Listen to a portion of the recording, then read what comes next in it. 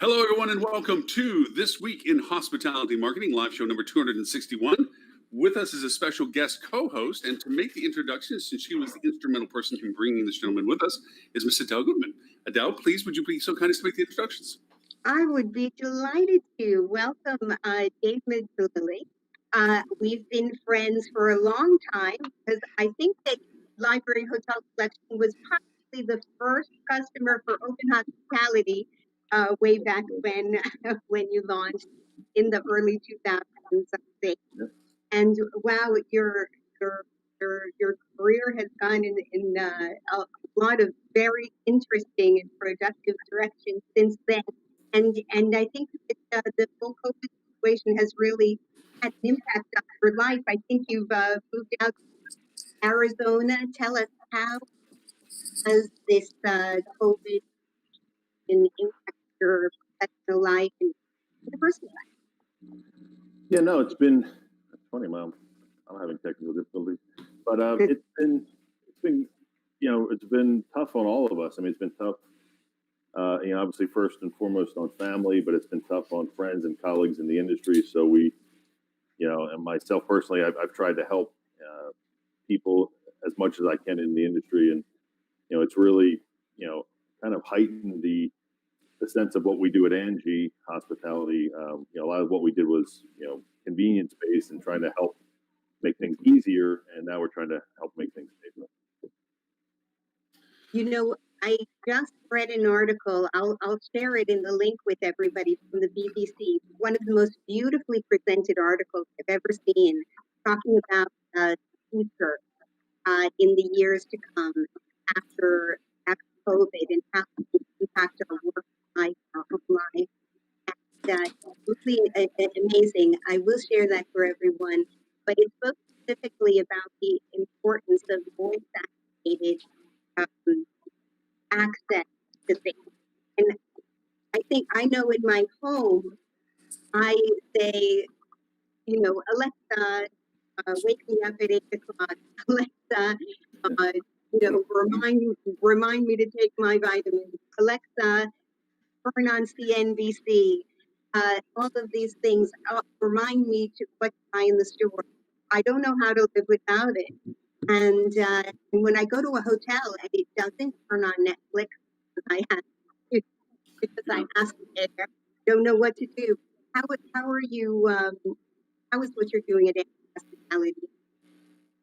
Well, you're right. I mean, it was a very kind of light bulb moment when we were actually in front of a large client and for a large brand, and he said, I really wanted to meet you guys and talk to you about how you could help us, because I just went on vacation a month ago, and we walked into the hotel room, and my 7-year-old daughter said, Alexa, turn on the lights. And of course, there was no Alexa in the room. There's no voice activation.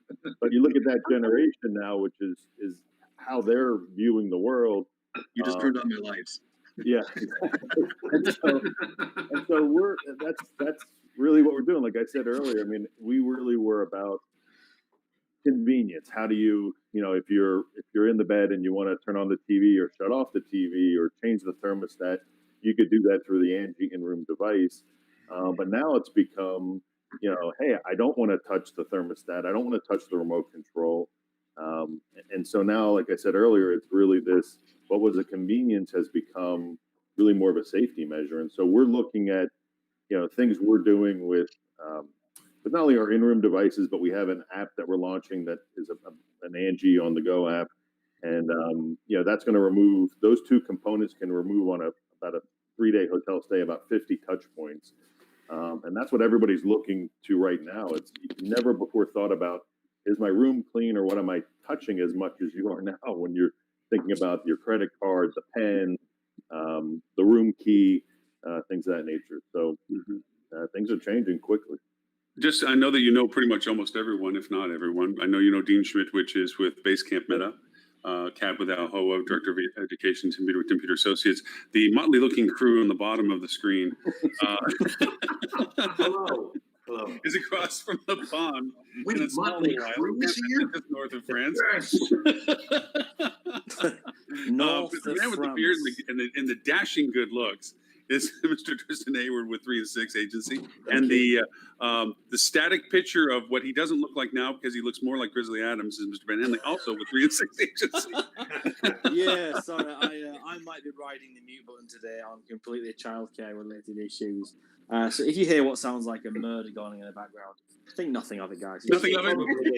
Probably is, but it's Parenting at its best. Yeah. Just It's adult. It's parenting at its best. It's the beating show commence until morale improves. Yeah, parenting at its best is just keeping your kids alive, especially during these unprecedented times. which is why, Ben, you've had more than one just in case. You've got redundancy built in there, haven't you? They're sort of like Pokemon, mate. You just got to collect them all. Yeah, I do want to make one comment. Adele, your audio is cutting up a little bit. I don't know from what in particular.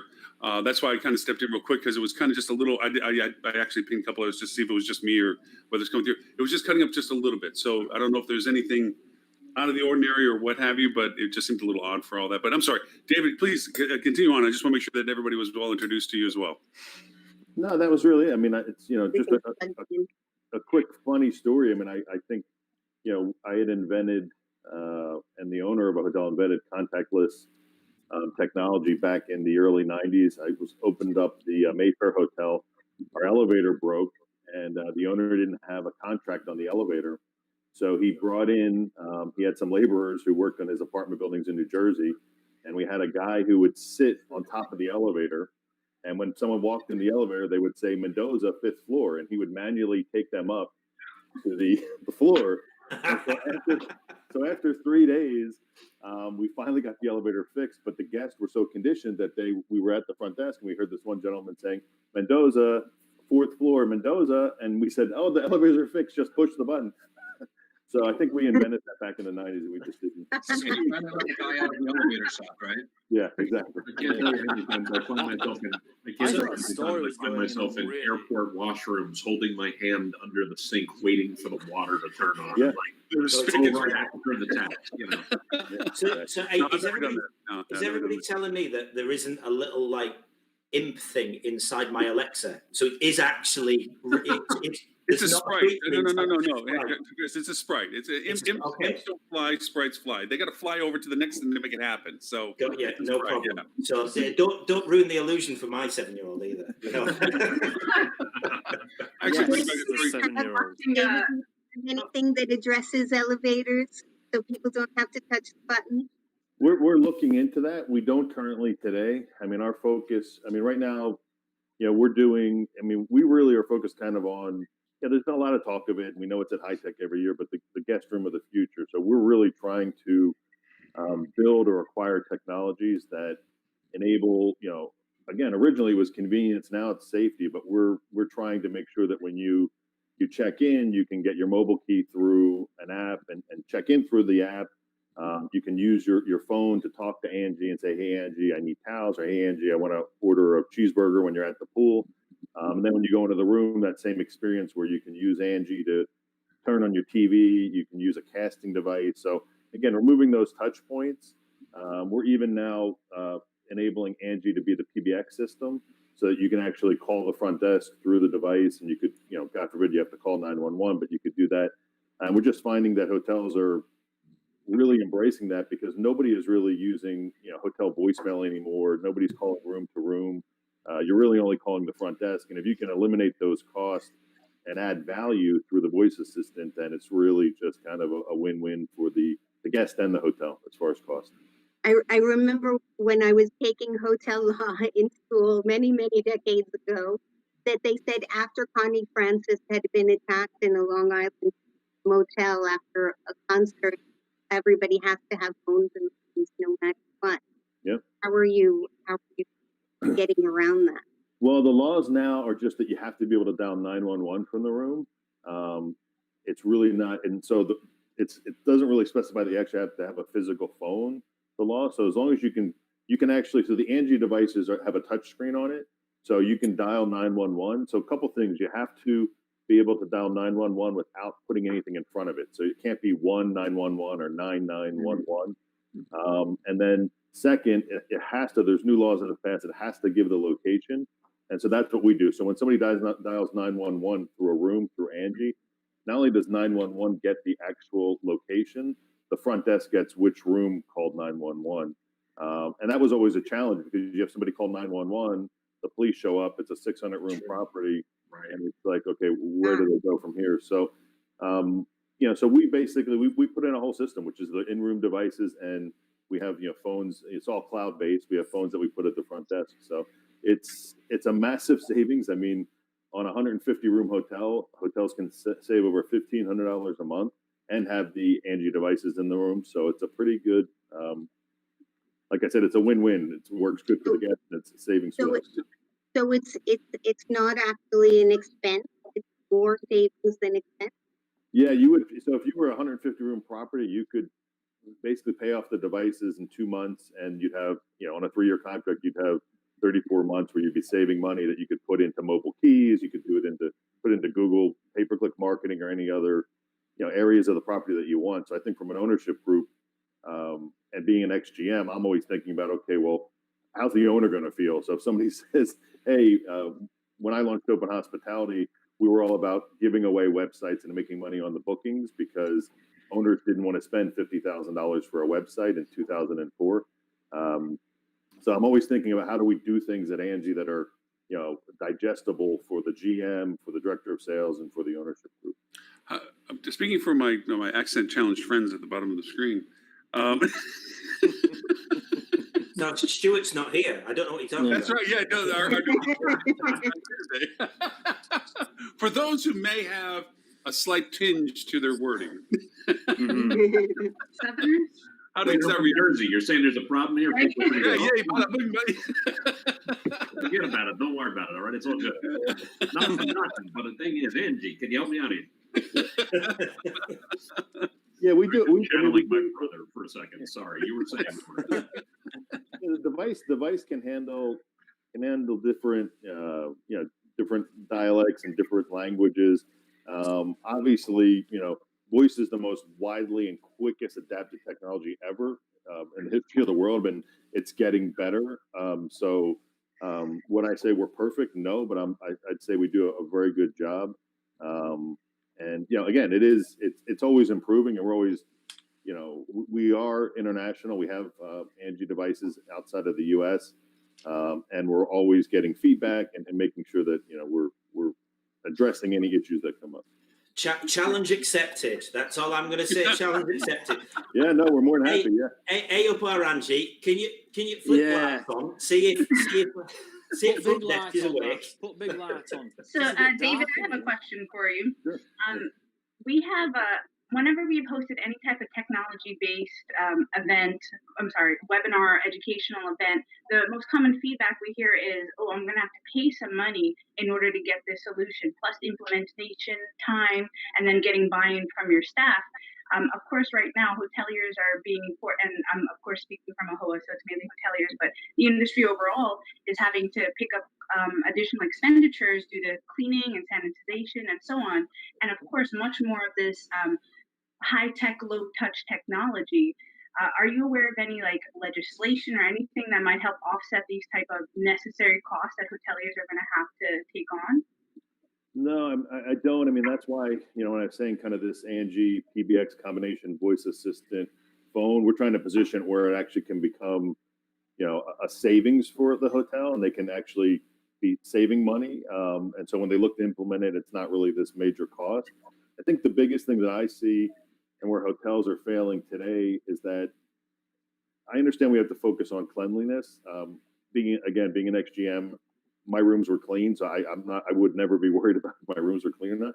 But I think it's very important to make sure that the guest understands what you're offering them. So a good example is there was recently a hotel group that the COO, I think, was quoted of talking about voice technology in the room and using mobile key and things of that nature. And then when I went to his website for his group, and he had a COVID-19 section, all they highlighted was the cleanliness. They didn't highlight anything about the technology. And even when you see hotels today, what we're trying to do is educate hotels on, okay, how do you make sure that if you're using an Angie, you've got certain technology in your hotel, how do you put that on your website? how do you put it in the booking engine? Make sure that when somebody's booking, you know, people today still have listed there's a color TV and an alarm clock in the room. Well, if you got a voice assistant, that should be on there. Most hotels are doing pre-stay email, so you know it should be highlighted there. So I think there's certain areas where you're just not going to be able to. Sorry, I had somebody bombing my event coming in the room, but I think it's just important that hotels really make sure that they highlight what it is, and I think that'll drive. Adele can talk to this more, but TripAdvisor reviews and things of this nature. If you're highlighting these technologies and showing the value to the guests, not only from a competitive analysis, I think it'll help you, but I think it'll start helping hotels in their reputation management reviews. Yeah, I definitely know that, for example, we have Zingle in the hotel in Toronto, and even if we didn't mention it ourselves in the website, the guests mention it in the reviews because Right. they think it's so much fun and so much easier than actually calling anybody. Hey, send us a burger. I don't want to wait on the phone waiting for somebody. It just works. I Zingle all day long. The plane just landed in the car. It's so easy. So would it work actually before the stay? Well, we have an Angie app that we've launched, and so what we'll be doing is, we'll be leveraging all the AI in Angie and in the device onto your own mobile phone. So, Angie learns and Angie starts getting better, and Angie can actually reduce the cost of staff because, just like Zingle and others that, are basically a way for the guest to communicate without using the phone. What Angie starts to do is learn, and so Angie will know what the Wi-Fi password is, and Angie will know what time checkout is, and will know all these things so that the actual front desk or PBX operator will not have to touch the phone. So when you talk about cost, Kat, and what how do people justify this? Well, you can eliminate some of the stress that's put on the front desk, and some of these and some Best Western say where it's really a one-man show where that front desk agent is doing everything. You can make sure that you're increasing the medallion scores by the way you're handling certain requests. And also, Angie can be used for things where we have a group we're working on now where the housekeeper will be able to tell Angie the room's clean. That'll automatically update the PMS, and then the PMS will tell the housekeeper what's the next room they should clean. We're trying to figure out ways that we really, help the property be more efficient in all their operations. So go ahead, Kat. Go ahead. I'm going to say, it sounds like you've absorbed components of other apps that are currently out there for assisting with efficiency and training, cross-training among staff. So it makes sense as you reduce your staff costs, reduce the cost for a phone, and then you're able to implement some more technology. I wonder if what kind of time investment is it? Well, the in-room devices are set up where somebody in maintenance or housekeeping can just plug them in. There's no real big setup. We pre-configure everything before they actually get shipped out. If they're connected, they can be connected to the property management system, obviously. So we have all that data. And then, when you're talking about the app side of the business, it's a little bit more work because you're kind of building a second website, or what I would call an in-stay website. Most hotels today have a very good mobile website that's for the traveler or guest who's looking to book the hotel, but they really don't have a website or anything that's really meant for when the guest is on property. And so that's what we're doing. So we're basically building the website so it's more about, okay, you're in your room, you want room service, you just use the app to book food, to order your food. You're at the pool, you can order it there. You're at a meeting and you want towels, you can ask for towels, or you want to ask for a late checkout, and you don't want to stop by the front desk, you can do things of that nature. So. Question, with those capabilities, do each of the employees have to tap in with a smartphone or anything? Like, do they have any personal responsibility, or is it just the tablet, the Angie tablet that's provided? What happens is usually it's the hotel will determine based off of the size of the property and kind of how their staff is set up. So I would say in a smaller hotel, there'll be whoever's at the front desk. There's actually it's web enabled, so if your browser's open, you'll have an admin screen that you can set up that dings if there's a request that comes in that Angie can't handle. So through the AI, we'll respond to as much as we can, but when it's something that Angie doesn't know, it'll let the front desk agent or the PBX operator know, and then they can respond to that. We also have escalation rules. So if somebody says, "Hey Angie, get me towels," and the person hasn't marked off in the admin that they've received the towels, it then will escalate based off times that the hotel wants. So if it's 15 minutes, the GM could get a text message or an email saying, "Hey, room 504 requested towels and they haven't been delivered yet. It's been 16 minutes." How will you, when eventually international travel does return, how are you going to handle the variations on languages for a domestic property? I mean, I understand you might tailor the languages to each country based on the majority language there, but how are you going to handle the diversification of my English usage and somebody's Korean versus someone? I mean, is there potential of getting lost in translation, or are we putting them all through the funnel of English at this point? Well, we do have it where they can set, if they go into a room, they can pick their own language on the device, and on the app, they can pick their language. What Angie does behind the scenes, we are using translation tools that basically will take, say, Italian, convert it to English, and then if the agent responds in English, it will then convert it to Italian. Again, it's translation, it's automated. The longer the question, the higher probability that the translation might not go so well. But again, we're working on that. And if you were to look at translation software now versus a decade ago, it's improved, but it's still not perfect. Yeah, but it's gone, and it has really accelerated. To your point, recently in the past few months, I used translation software, as I was mentioning earlier before the show started. It's dramatically improved in its speed and accuracy of natural language speaking, not just direct interpretation. So yeah. So I wonder, I'm just picking up on something you mentioned there about having an internal website and perhaps something that would relate to Adele here as well. And forgive me if you've already thought of this, because I'm coming into this very, very new, but it would be very nice if Angie was able to leave a TripAdvisor review for you via voice, if you could actually promote the stay, if they asked that. Is that something that you've thought about and looked at that wider that wider benefit to the hotel post stay? Yeah, so we've thought about via the app push notification, so being able to push, we'll know to your point. So if the guest checks out via the app or via the device, we could highlight that.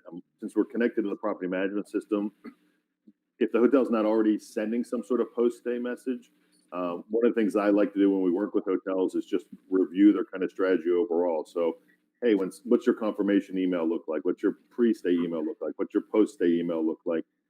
So to your point, I would recommend, even if you weren't using an Angie, that you do have something in there. Even back in 2000, I think it's 7, we added at Open Hospitality a survey that was sent to the guest after they checked out, and if their rankings were high, we basically pushed them to the TripAdvisor page. If their ratings were low, we told them that the general manager would be contacting them. So it's a good point. But yeah, any way you can use technology to drive people to bump up those TripAdvisor reviews is smart. Yeah, I think you may have a slight problem with the if you're asking, hey Angie, let me leave a review, that it would be the user account on TripAdvisor that would be the issue, but I'm sure there'd be ways around it. I'm picturing Angie whispering while they're sleeping, leave a positive review. Yeah. Well, welcome to your room. Great place. Look how Give you a whole new business model for you, Dave. What they want to emphasize, what they want to de-emphasize. We could have Angie compliment you and say you look very nice today. And it's like Saturday Night Live. How is because I'm a geek at heart, and I actually did this for a hotel in Vancouver, and it was fun and it was novel. It had its issues and it didn't really get used. We did very similar to what you're saying, is concierge level engagement. And we allowed people that had Alexa on their phone, I did skill sets for them, and they turned on the skill for the hotel. And then they could ask questions about eating, and what kind of food do you like? And we had 4 categories, and Korean was one of them, Italian, and so forth. Then we give it restaurant recommendations and so forth. And that engagement was just to be helpful in a concierge way of saying, hey, look, we can help you through this process. People thought it was neat and cute and stuff, but they never really used it that much. They didn't engage with it as much as we thought they were going to. We ended up just letting it sit, and it's a novelty now. And then I've done things where I did a mobile platform for the hotel, to your point, that had a sniffer on it. That was when it was in 1 mile, the website you went to was now a concierge-based website with big buttons that you could go to the different restaurants at the resort and so forth and so on. That was very productive. But then it was always hard for us to get to where you brought it to the next level, which is I'm sitting on the beach and I'm in this chair. How do they know who I am to know what it is that I'm ordering without saying it's chair number 27? And then you got to, do the follow up on it. How have you addressed that ability for them to know where you are in the resort, for them to identify with what it is to fulfill what you're asking?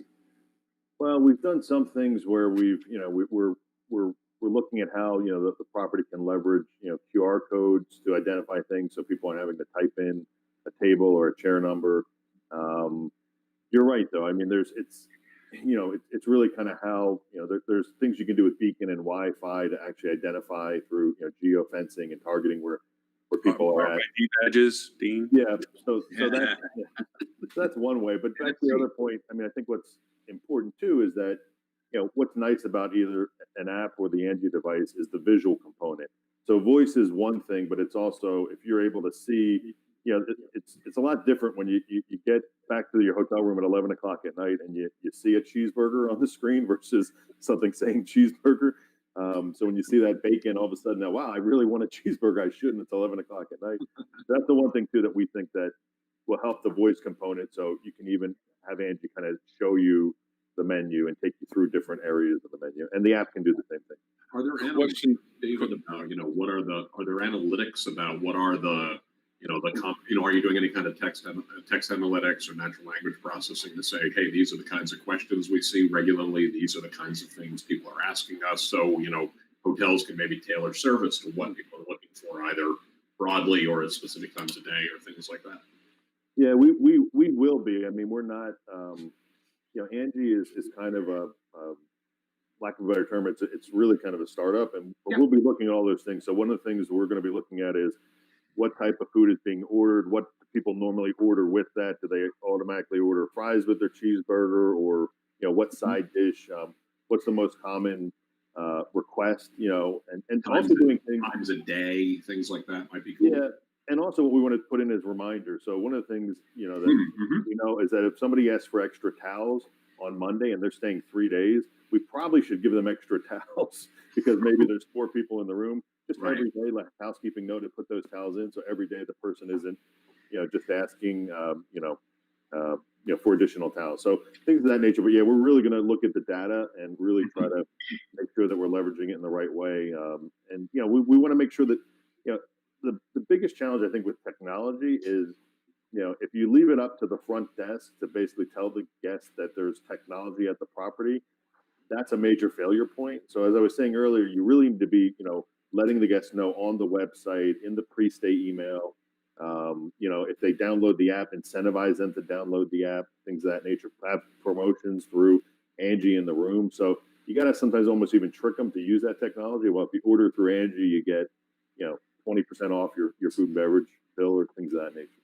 Yeah. Go ahead, Kat, please. Oh, sorry. Mine's a little depressing. So if yours is a little higher, it was more a statement than a question or anything like that. You raise a good point, David. I mean, obviously, I've done marketing with hotels and large chains and independents for a long time, and this is no knock on front desk personnel at all. But you raise a very good point. Is we put a lot on the front desk folks who may be dealing with a long line of people trying to check in and check out. So yeah, I mean, anything you can do to not burden the front desk people with another thing they have to do is probably a win, just as a best practice. So I think you're making a really good and important point there. Well, and you have to realize that you gotta actually be smart when you're looking at the data. So my company I was at, prior, I had a developer tell me, hey, the only thing that we should have on our system is pre-registration, because that's all people are using. And that's because that's all they were getting prompted to use. That's all they were getting promoted. So when you look at that data, you got to look at it twofold. You got to look at, okay, how are people using this system, but why aren't they using the other components? Why aren't they using these, these features, and a lot of times it's just the messaging and how you're letting a hotel know that. If I can say one last thing, and then I will shut up and turn it over to Kat. You raise a great point about what the data doesn't tell you is something we often overlook. I had a very funny situation once when I ran digital for Wyndham. Going back, this is a long time ago. This was actually, I think it was right around when we met, probably 2004 or something like that. We were doing usability studies with a group of people in their homes and offices and the like. And we watched literally 15 to 20 people in a row come into the room and sit down to watch them test the website. And every single one of them went and took their mouse and they'd do a search for Orlando, they'd do a search for Virginia. They'd get a list of properties, and the very first thing they would do was lean in, and then they would click on the photo. And at the time, nothing happened. And we literally sat there and our analytics would never have told us that because analytics doesn't track the clicks where nothing happens. Yep. And we literally were just making notes furiously, like we must make the images bigger because everybody's leaning in, and we must make them clickable because everybody's clicking on them. And the data never would have told us that. It's just a different reality of what data sometimes hides from as well. Sorry, Kat, I interrupted you. No, actually, it was a good lead-in because my question is data related. I know I brought it up on a few other shows. With this new COVID situation, it has taken away a lot of the steps and layers that would have allowed a front desk or other staff to be able to detect human trafficking taking place on the property. So I'm constantly looking for and trying to figure out what is going to fill in that gap now. If every person doesn't have to walk up to the front desk, show your ID, verify your address to what luggage tag is hanging off. Like a lot of these steps are taken away. Now you can just order the towels to your room and not leave your room. So I'm curious if some of the data that you all are collecting may actually end up being able to identify potential human trafficking situations. Yeah, no, it's a great question. We, honestly, we haven't had that discussion, but it's probably something we should be talking about. I mean, I know that we've talked about with just like you have to, be able to call 911 through the Angie. We're going to make sure they're setting up new special hotlines or emergency numbers for that what you were just discussing. So we're going to make sure that that's activated. But yeah, I mean, I think that would be. I mean, I think probably working. I've got friends at Track and Protect and Parminder, who's fantastic. I'm talking to them about how they're addressing it. Maybe kind of just get a group together to kind of see how do we start to make sure that we're addressing those things through the current technology. But it's a good point. It's a very good point. Well, there is the possibility there that you're actually going to be collecting more data than you would do at the front desk. To Tim's point earlier, there's a huge burden placed on the front desk, and we know when we're asking for simple things such as an email address from somebody who's booked from Booking.com, we very often can't get that from the front desk because, queue of 20 people and everyone's just been traveling very tired. Front desk just wants to get people in and moved on and keep everybody happy and keep the ratings up. So with the potential of actually being able to collect more data, there is the possibility that you'll be able to find patterns, regular patterns. If you've got the same person booking that same room, but you're regularly seeing that there's a different person coming with them into. There's more towels happening or whatever, and I'm kind of spitballing here. You never know what information you can get that could alert you. Yeah, either that person could be just very nefarious and have lots of different partners, or it could be there's something a lot more, a lot more sinister going on. Well, I mean, interesting you bring it up, Kat, because I mean, you can, as you're talking, and what Trish was saying is like, one person on the roster, but 4 meals get served every day. If obviously when people travel with families, they tend to declare who can come in and out of the room and get keys. To your point, usually in the scenarios that you unfortunately play out that you're aware of, and all the support you do for making sure this doesn't turn into the evil that it is already, they don't put those people on the roster, and they don't put that on the guest folio for the room, and they don't identify them, and so just ways of correlating data like that might at least raise a flag of.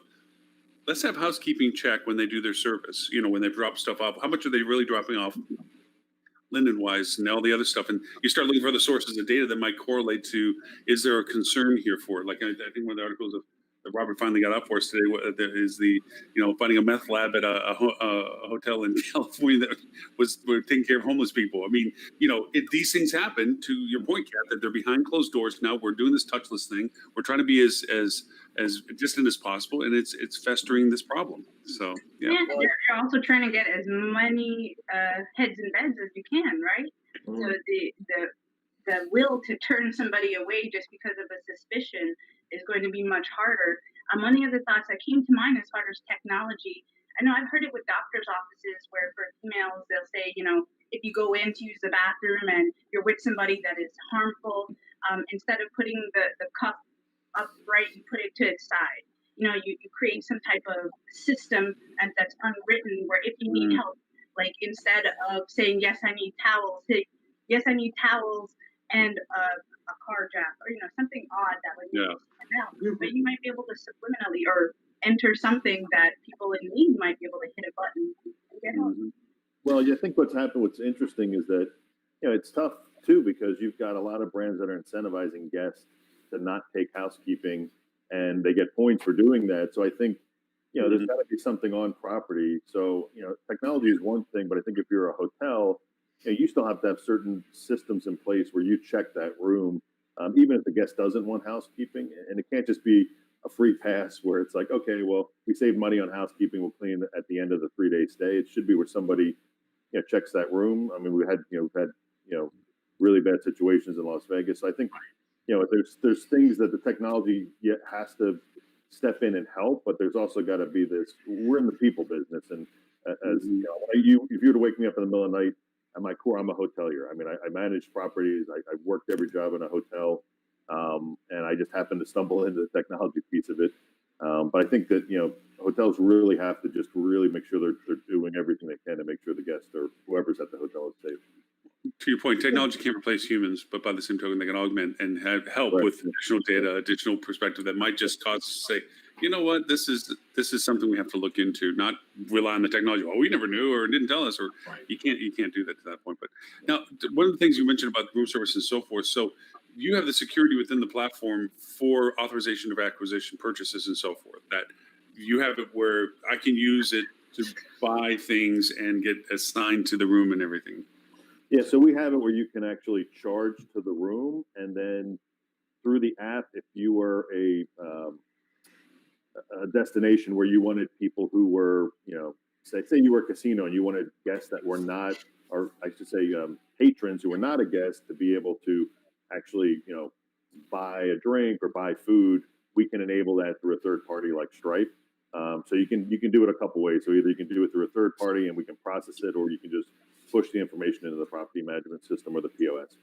Are there parental controls? I'm thinking about. I was thinking exactly the same thing. I'm just picturing when we used to travel with our kids, we would frequently get our kids are now grown. When we used to travel with them regularly, we used to get adjoining rooms, and but they would have rooms themselves and the like. And I can just picture it going, hey Angie, order pancakes at 2 a.m. Right. Hey, or Angie, another order of pancakes. Hey Angie, another order.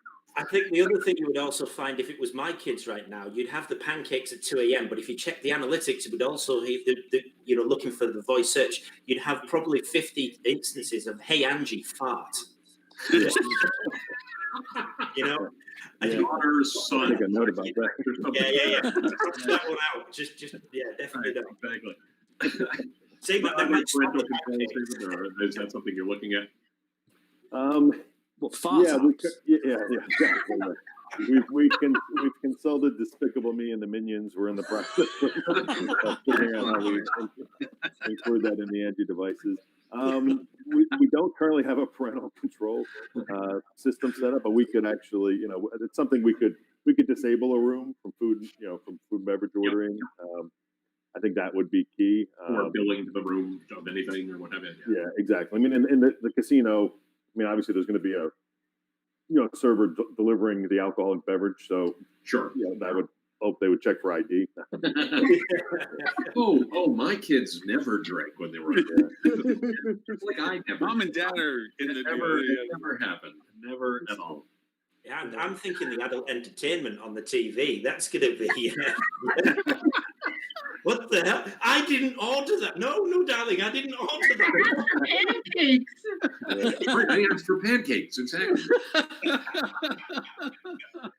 That's what we're finding. Just like we have Angie TV, which is really it's powered by the Pneumatics Cloud, and it's a casting device that just easily lets you cast it on there. So I think the good news is a lot of hotels will be moving away from their in-room entertainment, but I think the bad news is, obviously there's still a lot of stuff out there wherever you're getting your entertainment from, even if you're casting. Now, you allow multiple devices, like for instance, if there's 2 or 3 Angie apps in the one room, that all of them can influence the room? That is a great question. I've never been asked that question before. That's we haven't. Leave it to Lauren. Yeah, we haven't gone down the road, other than we are going to be doing some strict testing on the app versus if you're using the app in the room and there's an Angie device, so you've got 2 Angies. So the idea will be if you click the button on your phone, we've got to get to the Angie in the room and say, "Hey, Angie, stop listening. Just listen to the phone."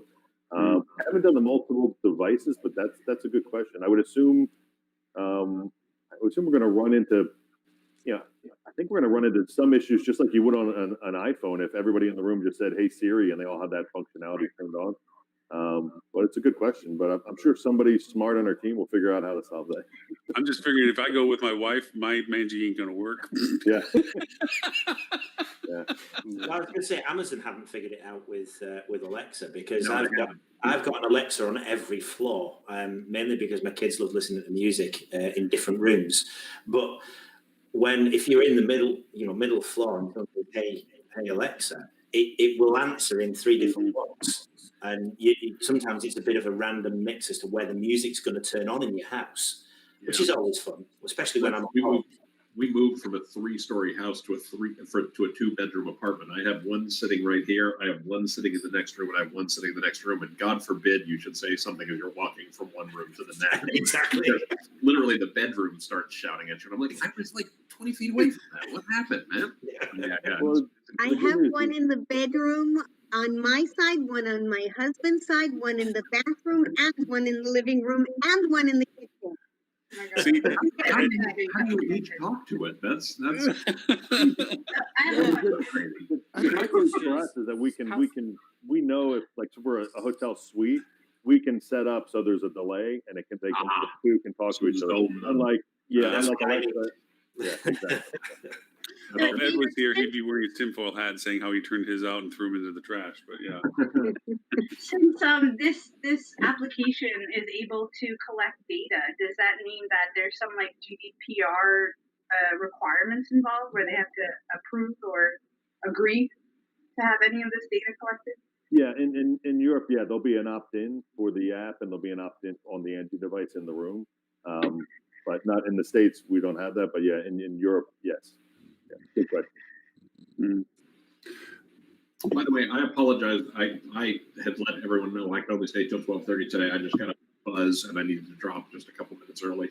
David, it's really good seeing you. This sounds really awesome. I'm looking forward to seeing where you go with it as you go forward. Very cool stuff.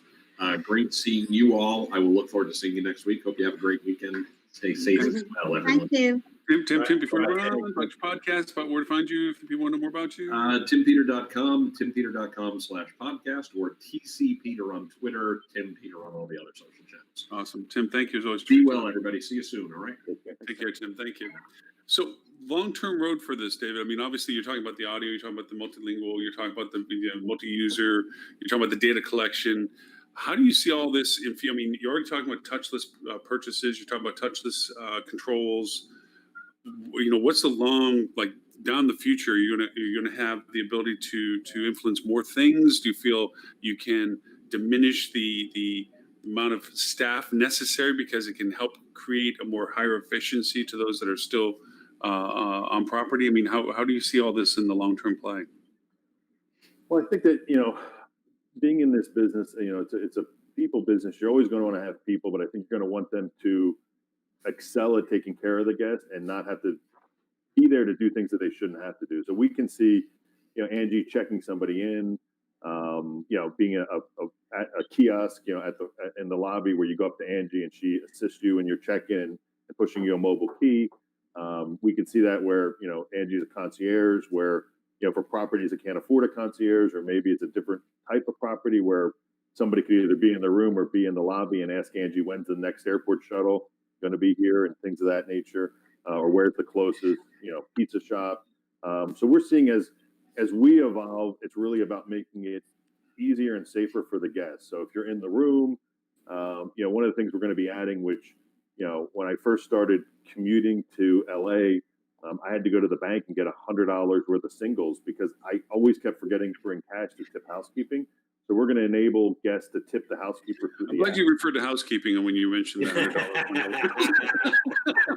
$100. Well, and so those, so those are things that we're trying to make sure that, the guests, and again, you don't, when you're in the room, if you can control the lights, control the thermostat, control your TV, that's for the guests. And then for the hotel side, if you can lower the thermostat when the guest checks out, to save money and things of that nature, if you can reduce PBX costs. So we're really trying to go towards this, guest room of the future, but making it where all the things work well together.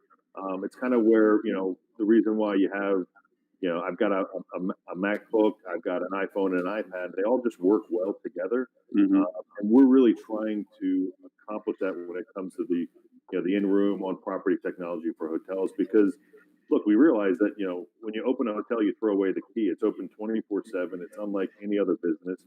And now the funny thing is, the word hospital is in hospitality, and now we're worried about safety and health and taking care of the guests.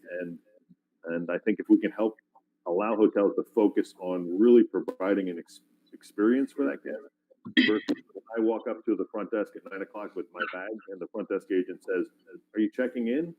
And you feel like saying, "No, I live down the street. I'm just taking a walk around the block with my bags for exercise."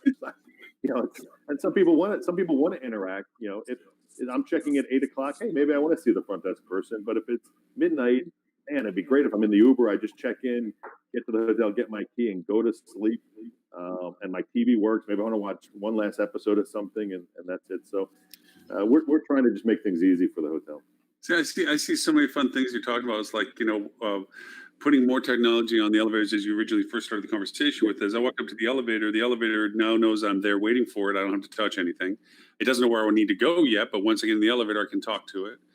If I go to my room for the first time checking in or coming back from wherever I've been, your application can tell me the last time the room was actually cleaned and sanitized because it's time stamped, and it will talk to you.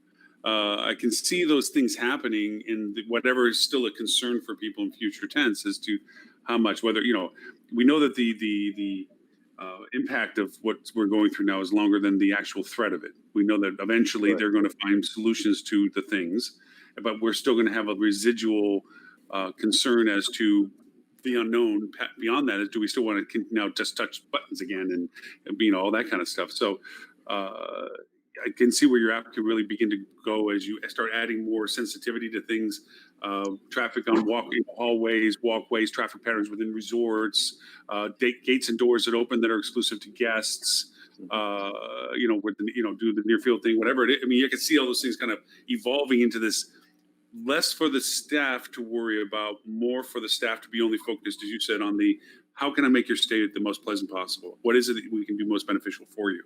I can see definitely all that kind of coming out of this. So congratulations in that sense. Well, thank you. I appreciate it.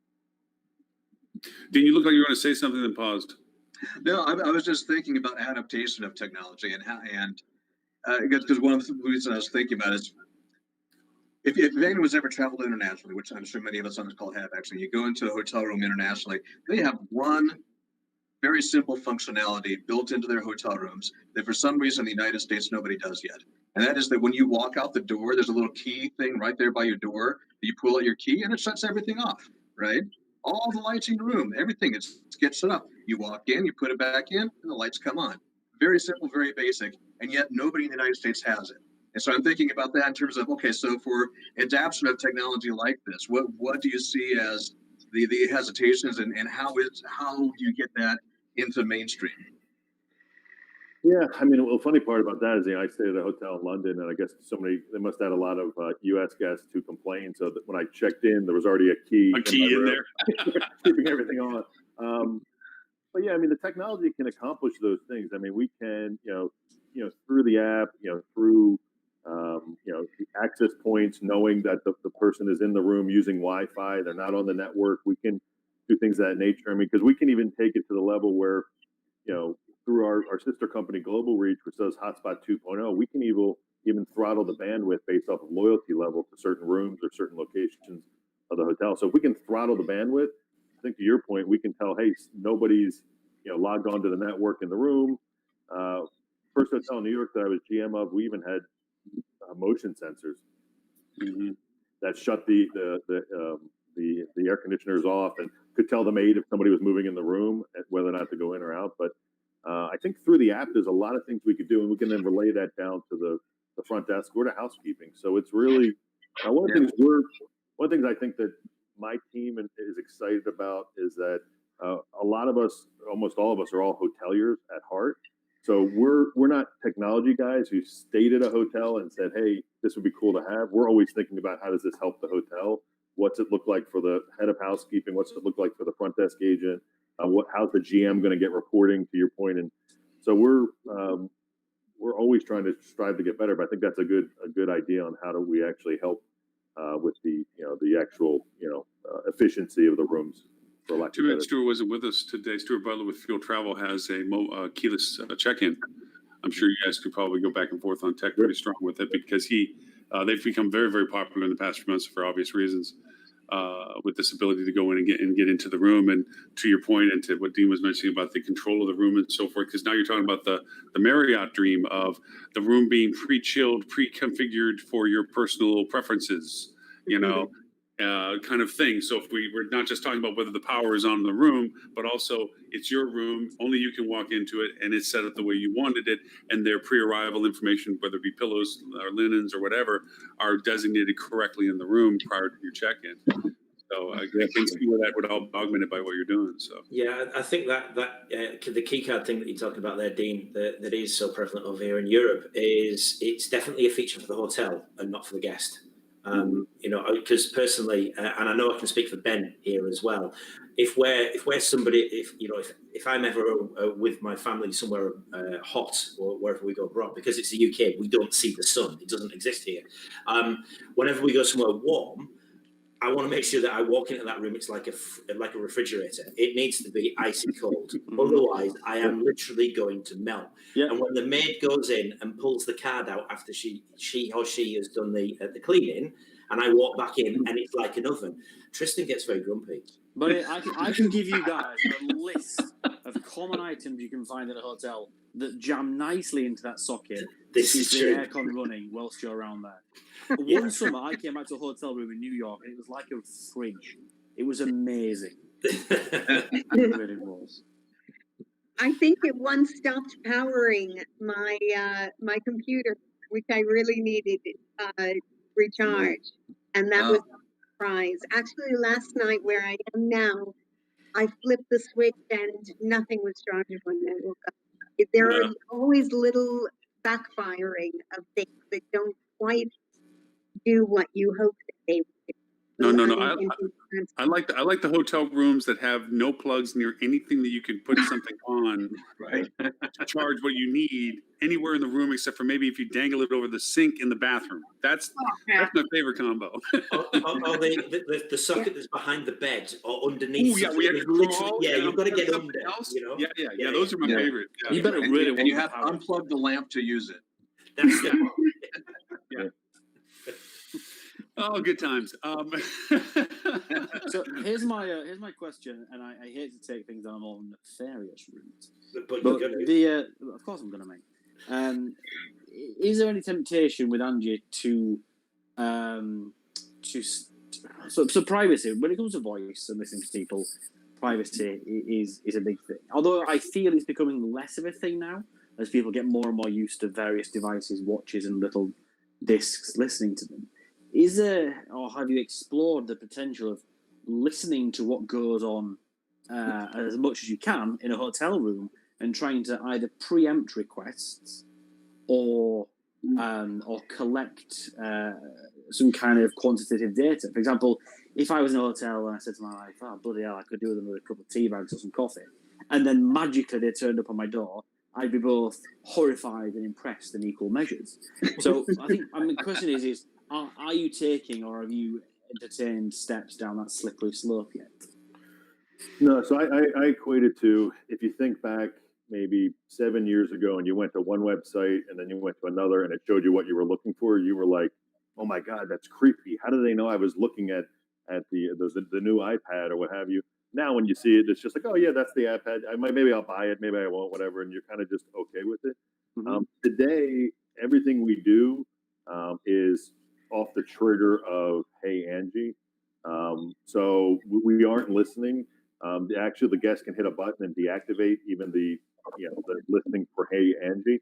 I don't think people are ready for what you're saying, but I think there would be probably certain types of hotels that would, maybe want to experiment that and let the guests know. But I think right now, I don't think guests are ready for it yet. But I think just like they weren't probably ready for voice in the room, say 10 years ago, I think you're on to something. I mean, yeah, because when you're surfing now on the internet, now the creepiness kind of feels like it's a convenience because it's showing you that something's on sale, or Facebook shows you those sunglasses you looked at. Now you can get a 15% off code. So it's kind of the same type thing. So I think that that's somewhere we could go. We haven't discussed it internally, and we're very, very sensitive to the privacy of the guests. So right now, everything we do is triggered off Hey Angie, and there's a button that you can click to shut that off. That's great to hear, and it's great that you're thinking. It's good to hear that you're thinking about that, but also that it's framed with privacy and very, very small baby steps. Because what you don't want is for voice or for this kind of listening to increase exponentially. I mean, with things like when Siri started, it wasn't everything in your house listening to you. People and the generations have become aware of this and they become used to this kind of technology. But I think if we just dropped this tiny disc listens to you and can order your avocados if you want. No thanks. It's a step away from Skynet. Yeah, and what we found is there was a large brand, I won't name them, but the CEO got really, really excited because he had an Alexa. They launched a program, and the guests weren't ready for it. This was several years ago, and people were taking those Alexa and putting them out in the hallway, and then people were stealing them. And so what the ownership at Angie decided to do is we make our own devices, meaning that we've designed them ourselves. They don't look like anything you could buy at a store for the most part. So yeah, you got to do it. You got to be ready for it. I mean, we've even talked to hotels about doing, floors, maybe they're VIP floors that are technology heavy, so that the guests know what to expect and ask if they want to be in a room with a device or not. So it's a good point. Good question. So I remember a story with Ritz-Carlton that they changed over to the cards from the regular keys, and their guests complained about it. So they had to switch over to the regular old-fashioned keys. And then a few years later, they had to switch it back because everybody was like, why are you giving me these old-fashioned keys? There's always just a time when everybody is fully ready to embrace it. So if I can ask from a technology point of view for a hotelier to put this into the room, because I think back to some unfortunate fiascos with some hoteliers that were trying to be innovative in putting certain things in. I think of certain hotels in Las Vegas that did this, centralized panels that controlled things and so forth. And it turned into a vast cost issue. One, they quickly went out of date as to the interfacing. There was always software upgrades requirements and so forth. There was hardware issues. There was wiring issues. There was customer or guest awareness of usability. They were frustrated of how they could turn on lights. The switch doesn't work, but you have to go to this one panel by the bed and all this other stuff. With that having been a history of, as you said, people when Alexis first went out throwing them out the door kind of thing. What does the hotel you go through with you now in the sense that there's a box that gets put in to control aspects of the room? And is that the same box that he is being talked to, or is there a separate hardware unit that now represents the ability to communicate to that box? What is the actual process hotelier goes through with all this? Yeah, so it's just the device in the room for when it comes to Angie and the in-room assistant. So again, you can. I mean, it's like with anything. The more complex you get, the more interfaces you get, the more systems you're connected to. There's more points of failure. So it's. I don't think we're ever going to not have any type of issues. But we've been very successful. We're piloting right now with a brand in California in one of their properties, and we're connected to a lot of different systems. It's connected to the property management system. It's connected to the heating and cooling, and the lights in one case. And we haven't had any issues, but again, we're also new, and we'll learn from any of those issues and get better as we go. But it's not as, it's not as, I think, I don't know what's the right word, clunky. I mean, there's a lot less. Technology has advanced to the point where I think a lot of these interfaces, last longer and don't have as many issues as they did in the past. Mm-hmm. Okay. Because I mean, for us, I mean, like with Hilton, they decided not to put hardware in the rooms and to make it rely through their app only. That, hey, everybody has a phone already, making it clear that if you download our facility, our functions, you don't have to have that additional hardware component for potential point of failure in the room itself. I wanted to understand better, the desire to put it in there as well. Yeah, we think so. We think there's a couple things. There's one, we're replacing the phone and the alarm clock. So we removed two devices, which are, actually two other failure points. I mean, we had one group that said people kept moving the phone off the desk and breaking the outlet, the jack, which was like $179 to fix. But again, you're going to have some people who, maybe they're going to the Hilton and they don't want to download the app. They just want to go and they want to go to the room and they would like to have these conveniences like they have at home, but they don't want to download that app or for whatever reason or, what have you. So I think that's where they can do a better job. If you do start getting into languages, that's another thing too. It can just really help as far as that guest feeling at ease, being there if they can ask in Italian for something and get it versus having to try to speak English if they're maybe not fluent in English. Sure. Yeah, nothing says like keeping up with hardware, like going in and finding a phone cradle for top of the clock and it's a 24 pin, and you got a Thunderbird and you got lightning bug you need. Yeah, it's like, yeah, somebody hasn't gone through their updates recently. And that can get chucked outside the bloody room. Yeah. It sounds like Ben is disciplining his children. No, not at all. No, you'd hear there'd be discussions about why he couldn't play Minecraft today. Here's a question for the team. And again, not to try and confound or trick people. If you're taking devices out of a room and trying to replace it with one, have you considered things like deaf people or people who might be mute, or people with kind of communication difficulties? Am I right to assume that everything you can do through the app, everything you can do through the device, you can actually do through the app as well?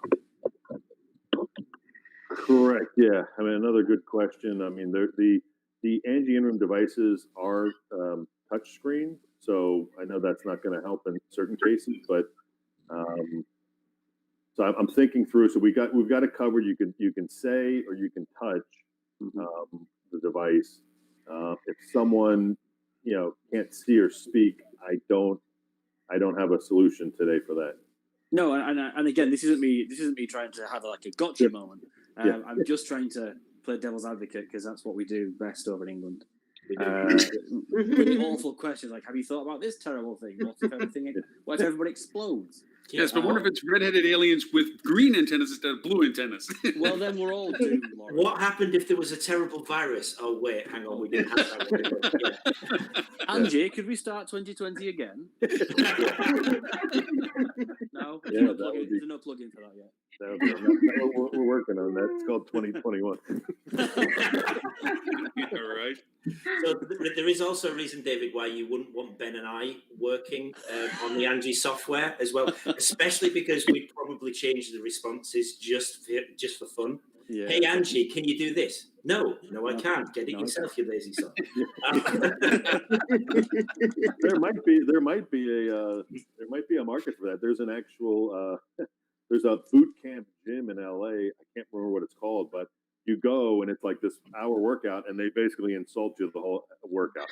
They basically insult your clothing, insult the way you're working out, everything. So you might be onto something. We could create It sounds like yoga with my wife, to be honest. It sounds like yoga with my wife. No, I'm thinking like the Angry Ange plugin. That would work. She just lets you know that you're inadequate.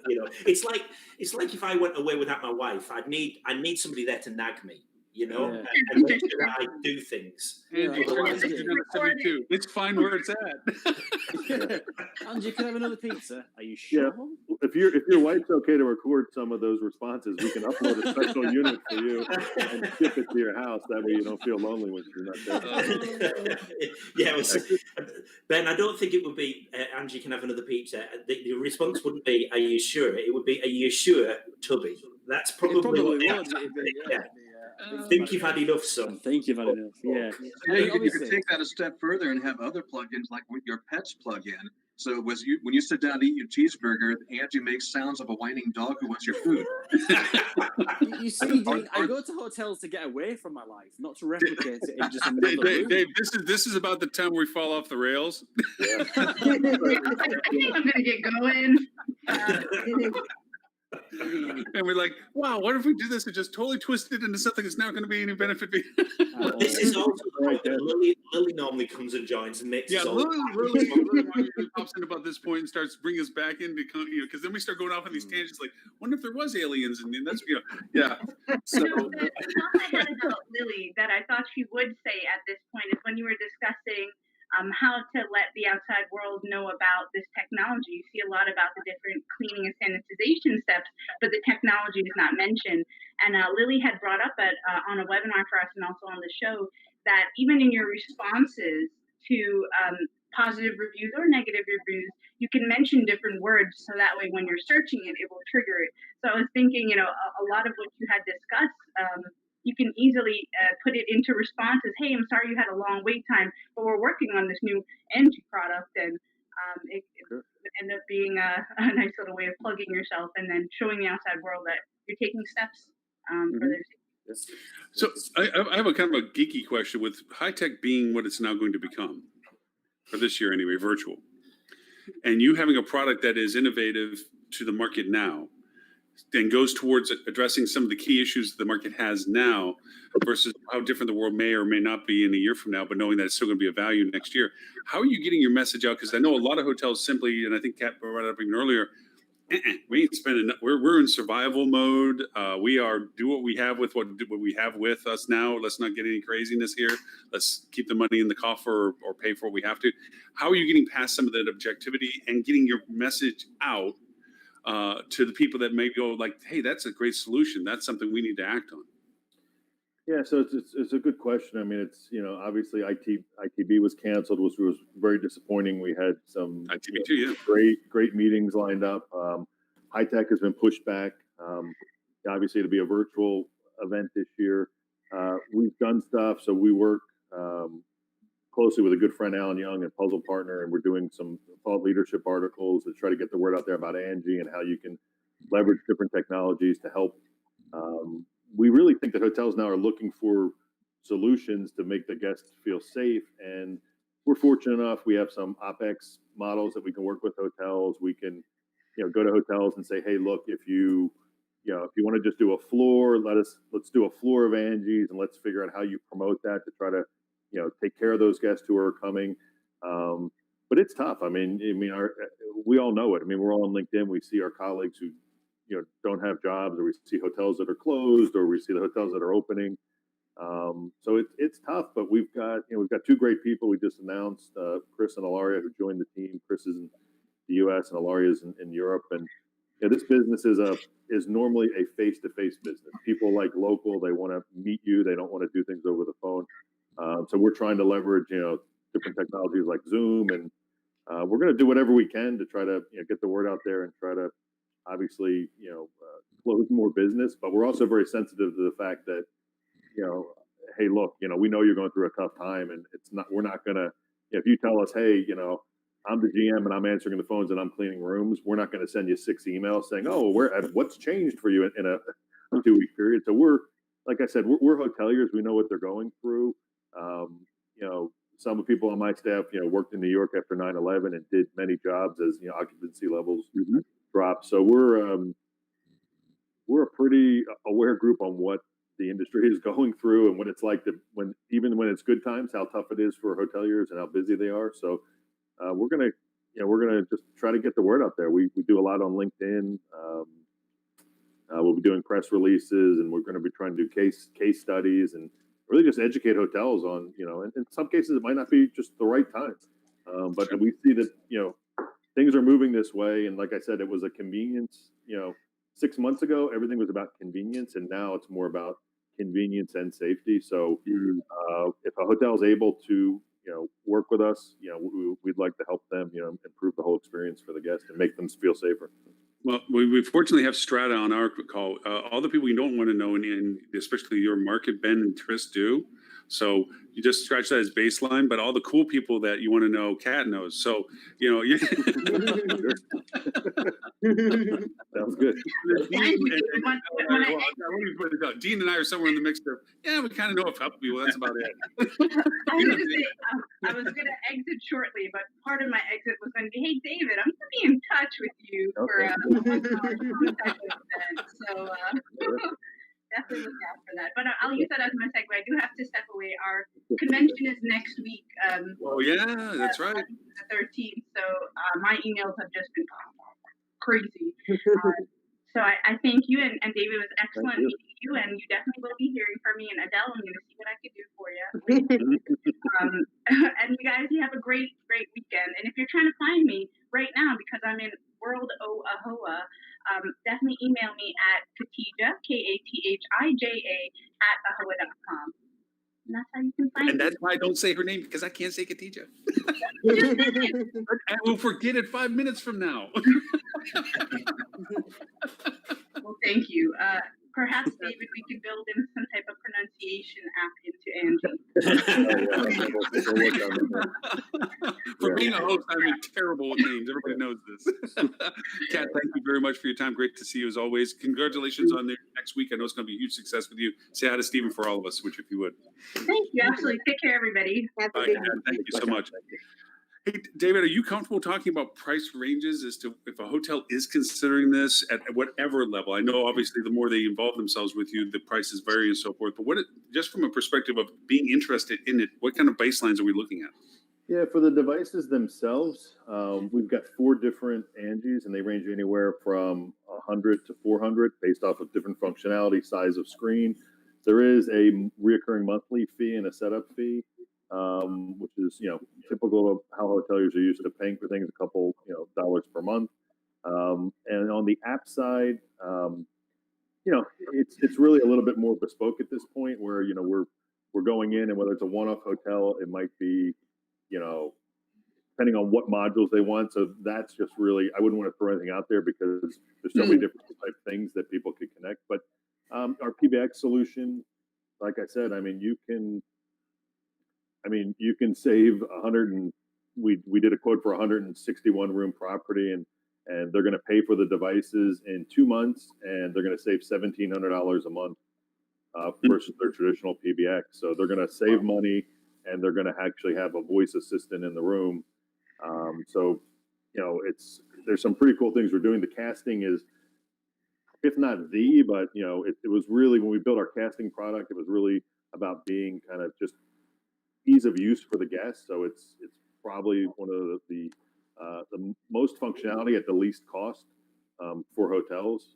So that's another product that I think hoteliers will really like, because they'll get the casting functionality at a very good price. And guests today, for the most part, they want to use their own device and cast their own stuff for the short amount of time they're in the room to begin with. So we're high quality. I mean, Nomadics.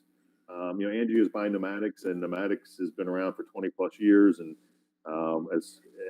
is high quality, and its powers about 25% of the world's hotel rooms as far as internet gateways.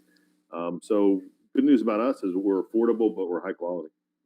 What is the usual time scale, the ramping up of somebody saying, hey, this is something I want to do, this is how I want to do it?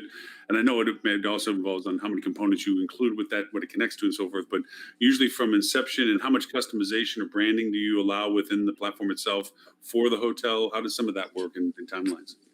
Yeah, I mean, it's, we traditionally, it's like with any company, we kind of work at the speed of the hotel. So sales cycles can be quick. They can be, hey, I want these devices now because I need them in my rooms, and I'm a beach resort right now, and I'm at a pretty good occupancy level, and we need to put these in for safety. To a longer period of time where somebody wants to go through several versions or designs of the app, and that can take a couple months. But Angie's, I mean, if somebody called me today and wanted to sign a contract, we could, probably have them up and running by the end of the day, probably Tuesday, Wednesday next week, based off how long it takes to ship them. So, Wow. Where can we find you now? In other words, if some of our listeners are watching this right now and thinking, hey, I'd really like to go to a hotel that has this thing, and they're traveling to a Dallas or Los Angeles or New York or whatever, are there some hotels you can name out there that would have this?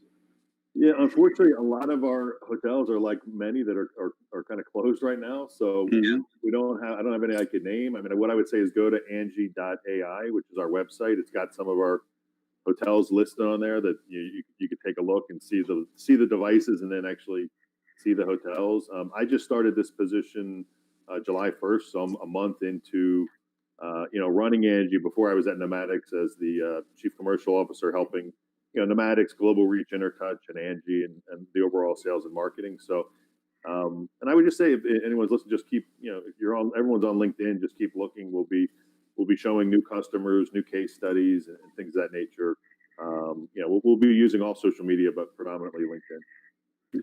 I would say that I lied to you when I said that we only asked for half hour of your time, given that now we're almost an hour and a half into your time.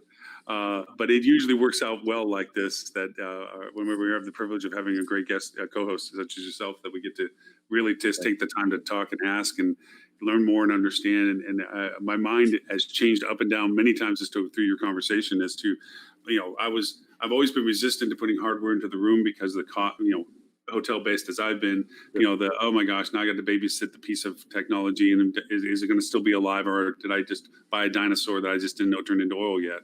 And you've convinced me otherwise to say no. This given current circumstances, especially your message changing from convenience to, as you said, safety, and the service profile that it can provide, just not right now, which is already good enough and great, but also all the variations that can come down the road from it.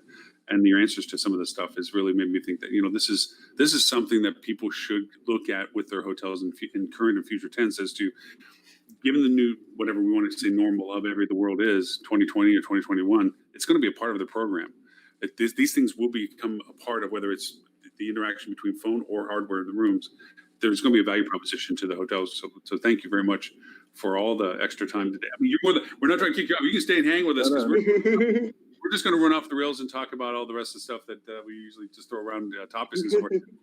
Robert Cole just sent out a very late list. Robert Cole, who usually has been with the show now for almost, I'll say, soon to be 7 years, has been very busy, but he sends us a nicely curated list of topics and so forth. And I think he kicked it out to us while we're in the middle of talking to you. Usually he does before the show, but it's usually just current information and so forth. So if you have the time, we'd love to have you hang around, and we'd love to get your insights and opinions, because you're certainly very talented in all aspects, and we'd love to have you hang. But is there anything we didn't ask that you would want to make sure we did find out about out of all of this? No, I mean, I think I appreciate the time. For those of you I haven't met before, it's great to meet you, and for those who are old friends like Adele and Dean, it's good to see you, and hopefully I get to see you soon in person somewhere. Hopefully, it'd be nice to see. I can stick around for another 10 minutes. I have a 10 o'clock call, but I'll stick around and love to hear what you guys are talking about.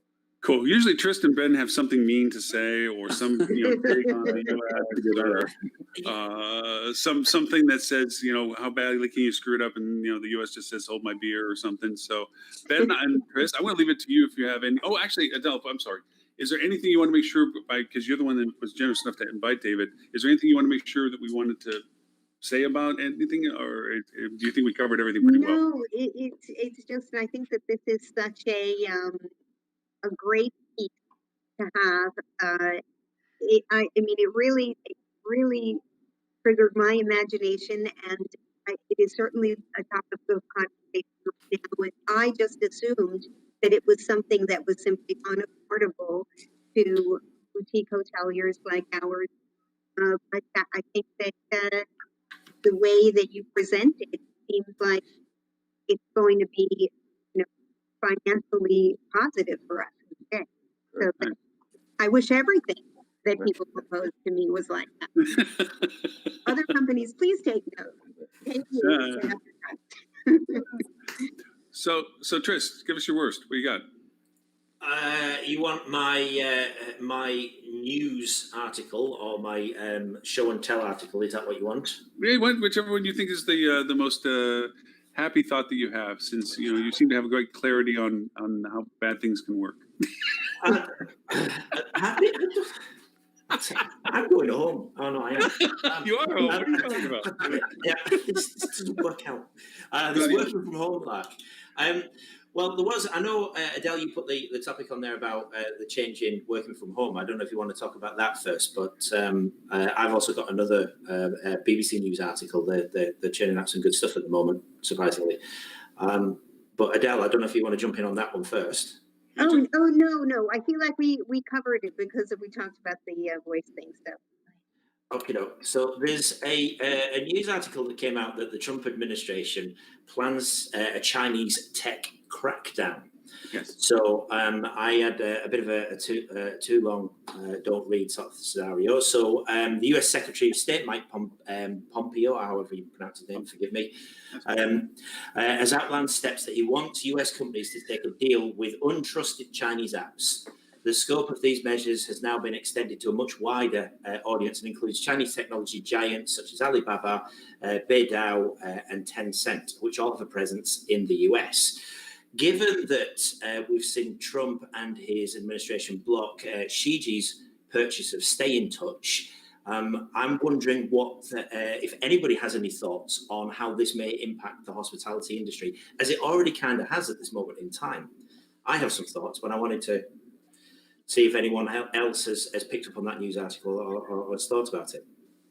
Dean? I'm going to chime in on that one, actually. So I used to formerly work for a Chinese-based company, and technically, I mean, they didn't do away with their Chinese roots by any means, but for part of that reason, part for another reason I'll get to, though, they now are incorporated in the U.S. They've become a U.S. company.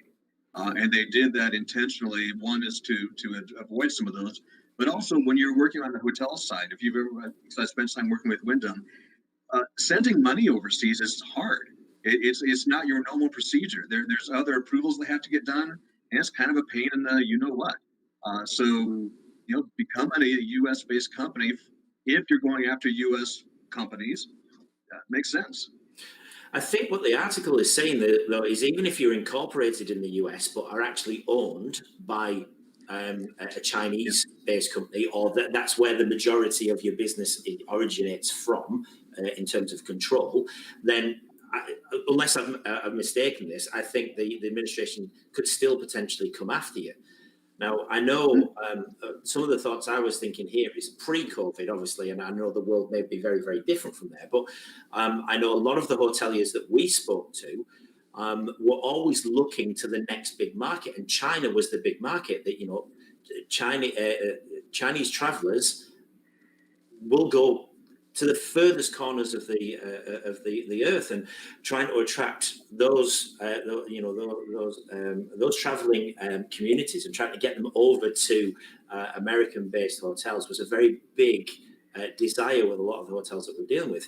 But I think we've got a government administration that is outright waging war on China, albeit without guns and tanks, but in terms of politically charged and financially motivated weapons. This is, might be a small period now, but the knock-on effects for this could last years and years and years. Well, I think it's not just the first impact; it's the second. It's the repercussions of this. To Dean's point, like with companies that are Chinese-based, that are U.S.-based as well, the premise of this, and let's just be clear about TikTok. I mean, it has gone down in the sense of, because of it being the data being shared with China and the U.S. being concerned about data sharing and the military using it and being able to identify where all the soldiers are at, just like Fitbit, you were able to do the same thing. They had to shut down Fitbit's tracking for all military bases because people could go on Fitbit and see wherever all the troops were working out. Little weird things that come out of these productions and so forth. But I think the repercussion aspect is more dangerous. Marriott has a whole mess of hotels in China. Holiday Inn has a mess of hotels. So what are the Chinese government going to do when, if you're going to do this to us, and the premise is TikTok, then it's WeChat, and we know how powerful WeChat is in China. Dean and I, firsthand, holy, but Jesus, that is an amazing platform when you're in China. It does everything, but then again, everything's known through it. What's China going to do? Okay, Marriott, hey, because and for those who have ever done business in China, you have to have a bank in China. You have to have money in China.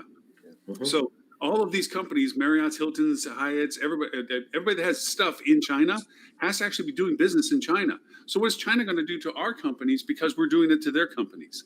And right now, with you look at the Marriotts and the brands right now in the dyers that they are in, the permanent layoffs, furloughs, and so forth that's gone through. How are they going to? Do they need that another nail in the coffin right now? To what they're going to be doing? Do they lose their properties? How do they fragment themselves? Do they have to sell their hotel assets in China to Chinese ownership because that's the only way they're going to continue to operate business? And the ramifications of this, as you said, it's a war for whatever reasons, data sharing or what have you, that's escalating to damage. It's like I might punch you in the eye, but you're going to punch me in the throat. Are we really both better for that? I mean, did we really get any better for doing something like that? That's the unfortunate ramification, I think, of something like this. The worry for me is the political aspect of a government actually saying you need to sell this to an American, or to a company over here. You need to sell TikTok, and the government actually intervening. I mean, for me, the government is not there to do that. That's not the will of the people. I mean, yes, national security, fully behind all of that. And I'm kind of speaking in a UK tone here because, obviously I don't live in America. But if our government was to do that, I would be pissed. There'd be no two ways about it. What gives the government the right to actually dictate this around business? The idea of it being a free will, or as free as we can possibly be, but to actually have that where it can impact upon livelihoods of people within your own country, as well as other countries, as well as the target country, it's just ridiculous. It's like, get your nose out of it, stick out of it, let business carry on its doing. As long as there is no, as long as there's no real damage to the people and the constituents within the country, then we're fine. Wage your wars in another way, and I think this monetary war aspect that's coming in now, I think that's something that it's not necessarily something that's new, but it being on such a stage and the way it's been set at the moment is going to have a knock-on effect to the rest of the world, because we all follow the big economies, which is the US, China, and the like. If these two start falling out, the hell's it going to do for the little old England over here and the rest of the pond, and the rest of the countries that are following suit with yourselves? It could be very dangerous, in my opinion. Mm-hmm. David, we invited you to this. Oh, by the way, this is the part where you get sharp elbows, because we'll just keep talking, and you just got to go and say stop.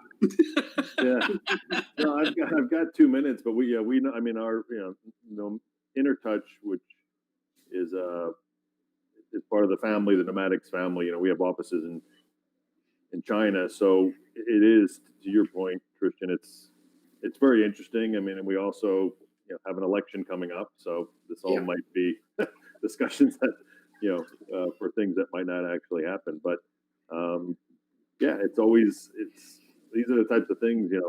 It's tough. I mean, I have a great deal of respect, and I always feel like I have to represent America, the United States, the right way when I go to Europe, and I have colleagues, and some of these things they're tough to always justify, but it'll play out. I mean, it'll be interesting. Don't worry about it. Have you seen our Prime Minister at the moment? Yeah, we're okay. We're on a level peg here. There's no problem whatsoever. That's all right. When I talk to my Canadian friends and so forth, I immediately apologize at the beginning of the conversation. I know you're living above a meth lab. It's okay. We'll get it figured out. I can only imagine you guys go around in circles. You apologize, they apologize because they're Canadian. You apologize for racial. Yeah, the Canadians apologize for apologizing that we had to apologize. It's a 15-minute dialogue at the beginning of every Canadian call. I'm sorry. Stuck in a loop. But on that note, I'm going to drop off for my call. But I want to thank you guys for the time. I really appreciate it. And like I said, I hope to get to see you guys all soon in person. David, thank you again for all the time. Thank you. If they want to find out more about you, other than the website itself, is there any other things that, email or anything, or LinkedIn, obviously? I think LinkedIn. I mean, if you go to Angie.ai, that has under the About Us has the my link out. My last name is very difficult to spell, so if I spell it for you, you'll probably write it down wrong. So Good luck with that, and have a great weekend, guys. And I appreciate the time. Thank you, David. You're welcome back anytime you'd like to join the foray. Thank you, guys. Take care, guys. Cheers. Bye. Thank you very much, David. Yeah, I actually, when I first saw the name, I thought you just misspelled and put a lot of I's in there. To be honest with you, yeah. So my favorite part of that conversation, and let me just summarize by saying I love coming on the show and being made to feel stupid by the technology all around me. I really do. Sometimes I think I have good ideas, and then you just hear, oh yeah, this thing will order this from, you're trying to get out of bed. It's literally the dream. I just think, I am an idiot. I'm an amoeba floating in a sea of intelligent people here. But my favourite part of that entire conversation was the two things we said. So, Tracy, you asked him, has anybody ever asked, can we install a fart app? And then Lauren, you later asked him a question that he said, oh, that's a good question, I've never been asked before. The implication is he's been on interviews before where people have said to him, can you install a fart app? Because he did not say, I have not been asked that question before. Which maybe speaks to the calibre of kind of people in the industry at the minute. Beavis and Butthead kind of giggling men children. Yes. I still remember the day that the show that we had the guy that did all the biofilm stuff, and we kept laughing every time he said poop. Oh yeah, well, it just shows the maturity level of our mindset. But you're right. There's times where you're like, look, I have a sail and the boat can go across the water, and then meanwhile he shows up and is like, yes, I have a spaceship and it flies to the moon. Okay, all right. Well, you have fun. I'm just gonna go fishing. Yeah. It is interesting. I think the potential value of what he was talking about is profound. I think there's two dangers to it. One is the dulling of the senses that we're going through right now, of the tiredness that we have of this tension of everything. Do we touch? Do we clean? Do we do, difference between cleaning and sanitation and so forth, this fatigue factor. And the other is that we do what we do best, which is begin to ignore it, which we've shown we have the propensity of doing now. Where there's people that are going out saying, I'm done, I don't care. And we're seeing in the States especially this overt expansion of the problems and this exacerbation of the fact that businesses can't open up because we're constantly under the threat of the contagion, and the rates of pain are going up a lot. And we don't seem to learn from that, which is dangerous. But I think to the point that you're saying there about the technology that's coming in, sometimes it takes something like this for the technology to actually be adopted and then become the norm. So having like an Angie in the room, or voice activated and controlling all of this, and contactless check-in. I mean, I'm not a big fan of contactless check-in because I like to go up. Yeah, I'm not a big fan of that because I like to go up and speak, and I like to interact with people that way. Mm-hmm. But if this becomes the norm, then that will kind of disappear for a lot of people. It will just become the normal aspect of booking a hotel room and checking into a hotel room. But you know what? People in many hotels now, the front desk agents will tell you that their job is to check people in and to swipe the card and to hand them the key and to tell them this and that and point them to the elevator. Polite. And although there are others that say, no, my job is to make people happy, but I know I have to accomplish these measures. If those measures, all those tasks are done seamlessly by some other way, prior to this day, maybe even a concierge video call beforehand saying, we're looking forward to seeing you tomorrow. Is there anything special you need? Whatever. And they have their key and everything. You can just have a kind-hearted, smiling person in the lobby saying, welcome to the hotel. How are you? I trust you have everything also is set up to go to your room. Is there anything I can help you with? Yeah, here's a drink. That's it. And now you're 100% hospitality and no tax. It's going to sound political when I make this statement, but it's not meant to be political. Mm-hmm. There's a buzzword that's running around our country right now called defunding. Mm-hmm. Where they're threatening defunding the police and a lot of people don't understand what that actually is predicating, what it's trying to say. What it's at its core is that it's not taking anything away from, in this case, the police. I'm certainly not trying to compare to the police or front desk staff, but there is a progression. We have dumped so much on our front desk staff so many things, pre, post, calls, conversations from above and in the rooms, and those that are standing in front of them, and those that are checking out, and those that are trying to make reservations, and on and on and on and on and on. I mean, we have joke sheets about, yes, I'll build that extra wing because we need the extra rooms. And of course, it's my fault for everything. We have these fun statements. The police in this defunding thing have become that as well. They've become everything. They are the submitters of subpoenas. They're the mental health people that they have to go pull people up because they have mental. They're being asked to do so much because they were the only resource available for them to be asked.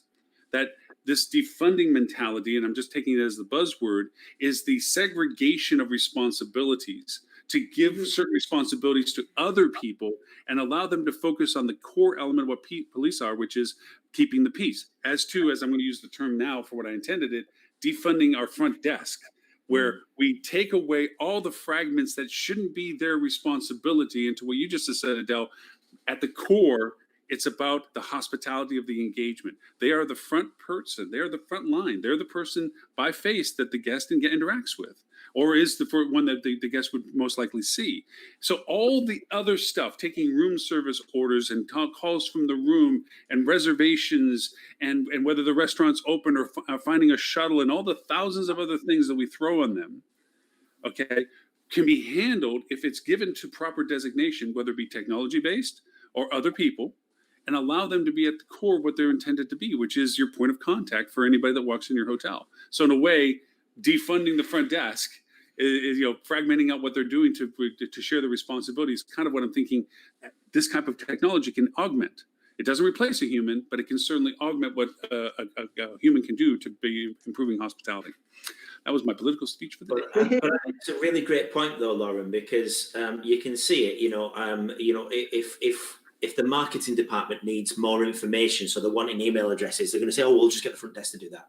Or there's the revenue manager, which is a different department, saying, "Oh, we need this piece of information. We'll just get the front desk to do that." It's because they're the pointy end of the spear. They're client facing. They're the ones meeting the guests, whereas all of these other departments don't, and we don't as well. I mean, obviously, we help the hotels, from a technology point of view and a service point of view, but we don't actually engage with the guests. So it's always the people who are at the front line that end up having to get more and more requests from them, pulled from different directions, from left to right, up, down, spin around, whatever it's going to be. So anything that can come in to help alleviate that pressure for me is absolutely fantastic. And you're absolutely right. It's a very, very good analogy, the police to the front desk. And again, not saying the jobs are the same, but I'm fairly certain there's a lot of transferable skills, because most skill sets that police officers use are going to be calming people down when there's a crisis or a problem. It's exactly the same skill set as your front desk are going to use when you've got an irate guest in front of you. You just don't have a badge and a gun. Yeah. Or the badge you have is probably, Hilton or whatever it's going to be. It's not a shield. But there are a lot of transferable skills there, and I don't envy either position, if I'm honest with you.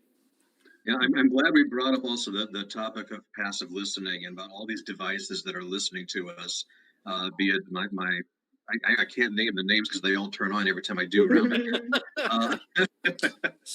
Like when David told me to turn off the lights and turn off the lights for him. Anyway, but there are so many of them, and if we imagine those in our hotel rooms. In fact, actually, this fall there's supposed to be a TV show coming out called Next, assuming it doesn't get canceled before it's released or whatever. But that's about exactly that thing. We've got all these listening devices around us, and of course, every manufacturer of every one of them will say that it's, well, no, we're not actively listening to you all the time. We're not collecting any of your data. And okay, that's fine. I'm gonna put my tinfoil hat on here for a minute though, and go, geez, there's still a lot of data that can be collected from that, especially from every guest in every room in a hotel. Where does it get too creepy? And as a society, we've become accepting of this. We talk about Big Brother 1984, George Orwell's 1984, and at the time that was coming out, I remember how creeped out everybody was about it. Oh my gosh, that'd be horrible, it'd be terrible. Well, not only is it happening now, but we've all said it was okay. We've all said, yes, as a matter of fact, I do want you to track me all around the internet. As a matter of fact, I do want you listening to my conversation and responding to that. So we've all adapted to that now. I don't know where we crossed the line. Well, I, for one, will welcome our robot overlords. Which is, You're on record saying that. Good. That's good. I think Will Smith should not have destroyed what's the name of the computer in iRobot. I think you should let it run. You know what, though? I think when you go to a hotel, it's a beautiful thing when you get introduced to some kind of gadget or device or experience that you don't have at home. Everybody says that they want it just like home, but they really want something that's better than home, that they maybe even aspire to, maybe falling in love with it and saying, I have to have that for my home. So what does it say when we have it, as I said, on either side of the bedroom, the kitchen, the bathroom, and the living room, and I walk into a hotel and I don't have it? Sure. We're actually in catch-up mode in the hotel. And I think the point. Sorry. Go. The point you mentioned there, Dean, about 1984 coming in, and and we've just all accepted it. I think the thing is, if you look at it from a negative point of view, yes, this is horrendous. We're giving away, pieces of our soul or whatever, however we want to consider it. But I think you've got to weigh on a pros and cons, a balance of it. Does that piece of technology increase or help me or make things more convenient with my life? I would say most of the time, yes. Is there a danger with it? Yes, there is. But there's the same if you're eating dairy or eating steak or whatever it's going to be. They change the minds that it doesn't matter what you do. There's a negative for whether you're eating a certain type of food or whether it's good or it's healthy for you, and it changes left, right, and up, down, and all over.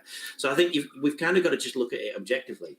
Like mobile phones, could you genuinely live without your mobile phone now? I know I couldn't. Could I? Yeah. Could I use my phone less? Yes, I could. Is it more convenient for me? 100% yes. I can go back to the time when the phone box was on the corner of the street and I had to run down with a 10 pence piece to go and call a friend or, ring up home to try and get a lift. Now I've just got to put my hand in my pocket and pull up my mobile phone and text somebody. So that's made life a lot easier. It's made me feel safer for my kids. When my kids are out, I know that I can get instant communication with them, possibly even track them if I need to. Not that I do have that on there, but if there is the need there and you're worried about safety that much, that is there. So that's helpful. But do I spend far too much time playing Call of Duty on this thing? Absolutely, yes. Well, and the fact is that the more devices that start using the technology, I mean, they talk about the technology of things, and how important it is. The more devices that start using that and interacting with each other, the more effective it becomes, and the more it becomes part of our lives. Self-driving cars is a really good example of this. The biggest challenge to the AI of a self-driving car is that all of the other cars aren't self-driving cars. They have stupid humans at the wheel, right? And so you have to compensate for that. If every other car out there was a self-driving car and obeyed the same rules that the self-driving car had to obey, we'd all be having self-driving cars now. I mean, the technology isn't that difficult except for the variables, and the humans are the variables. So where's the problem? Get rid of the humans. I, for one, will welcome our robot overlord. Yeah. I'm still waiting before they can take my brain and put. But anyway, yeah. So, but to the point of it, yet there's people, and I'm not going to say us, but I'm going to say in just generalization, that will take the data and begin to try to find ways to use it to be better at what we do. Yeah. If I'm looking for hamburgers at 7 p.m. and I'm on this platform and that information is being tracked, then ironically, as a marketer, I would like to maybe nudge you at 7 o'clock tomorrow that I have a hamburger special, because I now have that data. If every time you stay with me, I always order hamburgers, guess what's going to be the feature of when I get told what the menus are? Hamburgers will be on top of that list. That's how we will take and ruin anything as marketers, by taking that and saying, how can we be, and with the legitimate intent of trying to improve the fact that, hey, you like this stuff, why am I going to clutter your day with anything that you're not interested in? But maybe since last time I stayed with you, I now have to eat salads and I need to know about that first, and I don't need to be tempted with hamburgers. What's the malice in that? So the Internet of Things, as you said, about knowing where that my thermostat goes down at home, because that's when I'm home, to know that that's usually a time that I can get and put targeting in front of you because I know you're home now. So if you go online, I can be a little bit different about how I offer stuff. But I think also out of our current circumstances, where this stays with us going forward for any length of time, is that we have fragmented our travel criteria a lot. We are now looking at single unit places like Airbnbs differently than we did before. We're looking at durations of stay. I can absolutely know for a certainty, I believe it in my heart of hearts, that next year, should we have treatable ways of handling what's going on and antivirus stuff and everything else like this, there's going to be an explosion of trips that we always said we should have taken but never took, because gosh knows we never know when we will be limited from that again. And so there's going to be a lot of aspirational, long duration, I wouldn't say exotic because that's not really the word, but those trips, not the I'm driving a mile away or I'm just going to go see, what, but those trips that said in my life, I wanted that. And for those who will be back financially able to do that, I think there's going to be a huge burst of that, and to be prepared for that. And I believe that we should be talking about that now to make people feel better from the post-slow depression that some people go through, to have that as a forward-looking goal. That's a marketing thing, but that's also being a good human, saying we can provide that right now. We can talk about how cool will it be when you get to do this with us when you feel comfortable enough to travel. And in the meanwhile, we talk about those engagements. Yeah, not only will now that I'm working from home or working from anywhere, I can go to Costa Rica for 2 months and learn Spanish and work for my few hours a day, and then be in that environment that I always wanted to really ensconce myself in. And you know what, I escaped to Maine and then Connecticut from Manhattan for a while after the crisis began. And now because we had the power outage from the storm, I had to escape back to New York. And I am loving being a visitor to New York. I'm loving being a tourist in New York with all the beautiful outdoor restaurant experiences that there are. That's definitely a new market segment, is ex-urbanites who now, because they're going to work from home, so they're getting a house in the suburbs far away, but they are going to always crave that city experience. And we're going to enjoy it all the more when we're here for a week or two as a visitor. And then why should I limit myself to New York? I can do it from London. I'm still trying to convince my wife to take up the 12-month work visa in Barbados. I'm hoping we can get out there, but yeah, apparently something to do with the kids and schooling. I shut off listening then, but it was.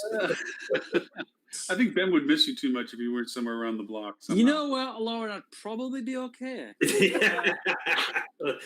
off the top of my head, Barbados might not be far enough away, but maybe quite long. Yeah, could you not go 6 or maybe 12 hours away? Yeah. Probably someplace with not much internet, or Belize is a nice place. Never be without internet. Yeah. That's unacceptable. I think Ben would probably want me to go somewhere where there wasn't so much oxygen, like the moon. the guy you were talking about with the rocket earlier on. Is that why I saw Tristan's name in the volunteers for the one-way trip to Mars from a few years ago? I always submitted it, mate. He doesn't know yet, but he's going to get black bagged one day by his find himself on the way to Mars. Yeah, but it is another stag do, yeah? Oh no, wait.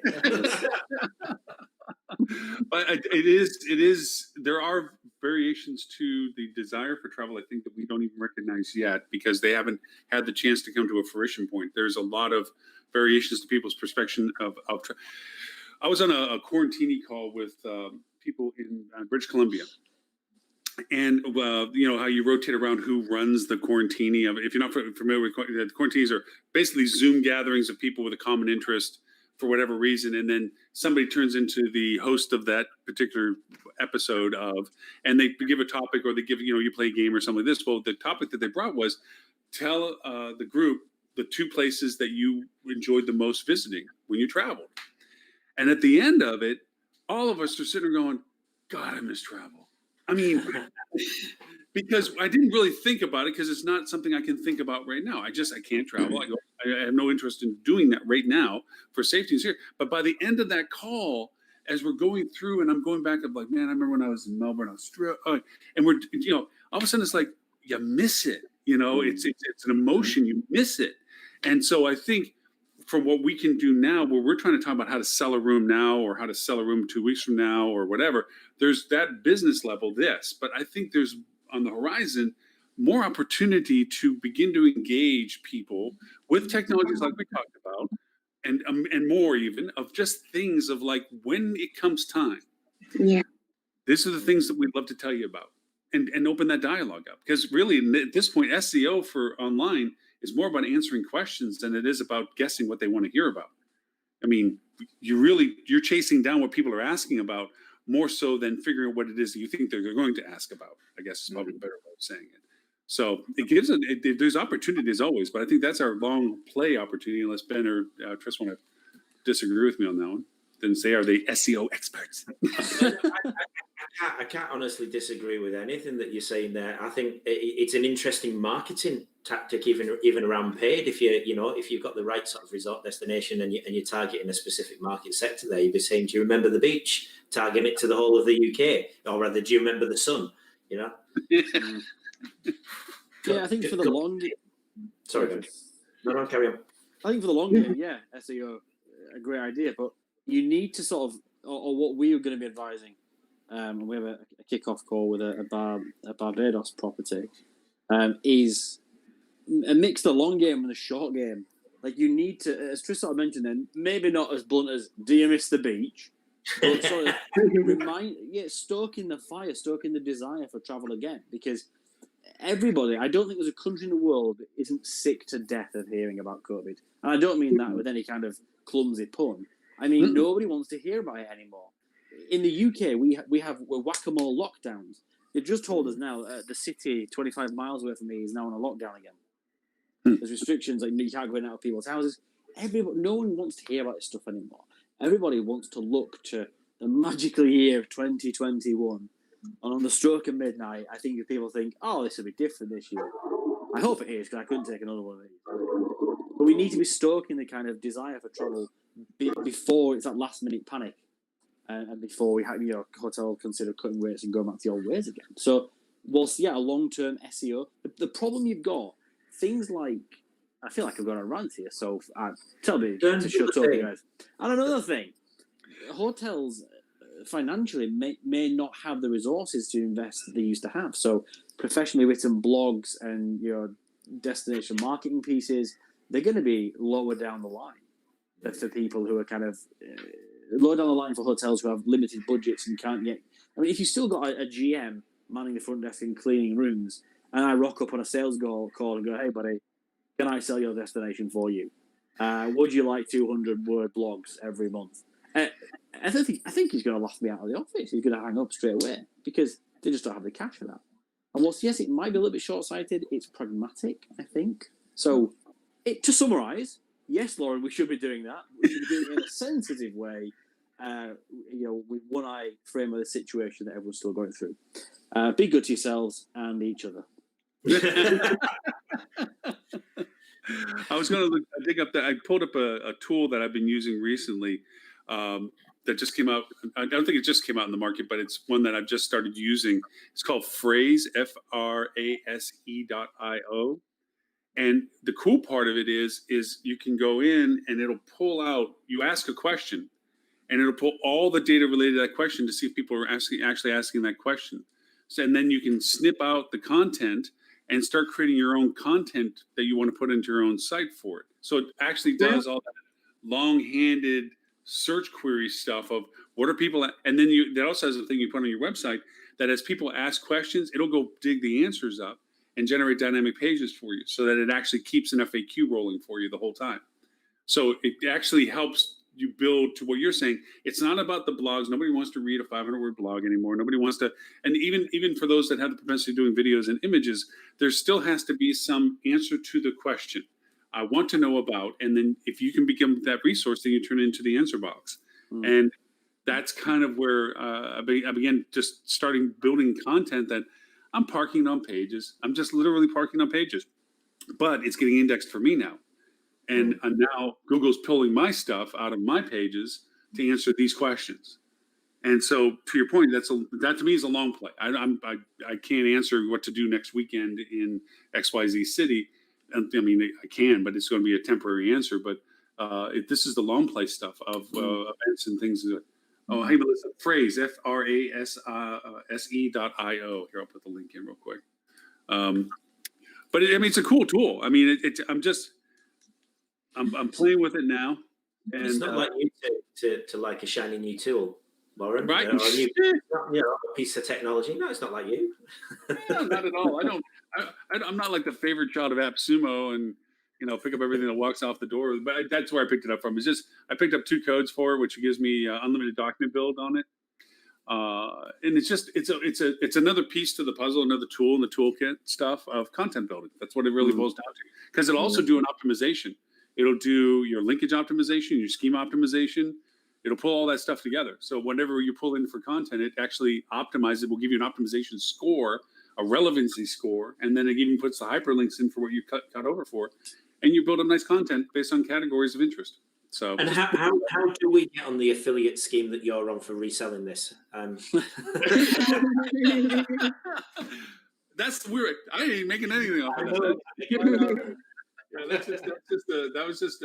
I came across it and I started using it, and it was like, wow, this is really cool because I'm sorry for anybody that does SEO, research and digging out relevancy and content and optimization is a drudge. Just it's a long freaking road to hoe thing because it's just there's no way around it. It's just time consuming. Dig in and just do what you have to do until you get enough of what you're wanting to look for. And this is just one of those nice little shortcut things, I think. Yeah, it saves you handing that job over to the junior on the team. Is that what Ben does? Hey, Tris, I need a little optimization here. Yeah. So I've got a great job for you, Trish. You're going to love it. Yeah. I'm sending you to Barbados. It's going to be your career development. Okay, Ben. Yeah, no problem. Yeah, I'll spend the next week writing a report. No problem. And that's the thing, because it is a bottomless pit when you do this stuff. It's not as if you completely find everything you need to find and use it. There's always when do you stop? When do you have enough that you actually stop and say, I got enough of this to do this? That's the thing. That's why I like this, because it kind of takes some of that automation aspect of it and say, hey, it'll keep chugging along as you keep putting it out. So I haven't put it on my website. I put it on a client's website because the account only can do one website with this tool at a time. And I thought it would be really interesting to put it actually on a destination hotel and see what does it pull up for Q&A. What questions are people asking the hotel about, and what answers is it giving, and then how is it indexing that information? So I thought it would be much more interesting than people looking forward. I know hospitality marketing is a riveting, highly searched dialogue. Especially now, it's a hot potato. It's a hot potato, yeah. So I mean, I forego the multi-million, Yeah, nobody has any budget whatsoever, so this is all really relevant, cutting-edge stuff. Well done, guys. Well, when you have no budget, you need to be scrappy and you need to plant seeds, as small as they are, and one by one, brick by brick, it's going to grow. Oh, absolutely, it will come back. Like Laura was saying before, you miss traveling. You're not alone in that one. There'll be millions of other people who are in exactly the same. And we're also seeing it now. There are people who are traveling. In fact, even in the UK, there are people who are traveling abroad right now. Who are going to Spain.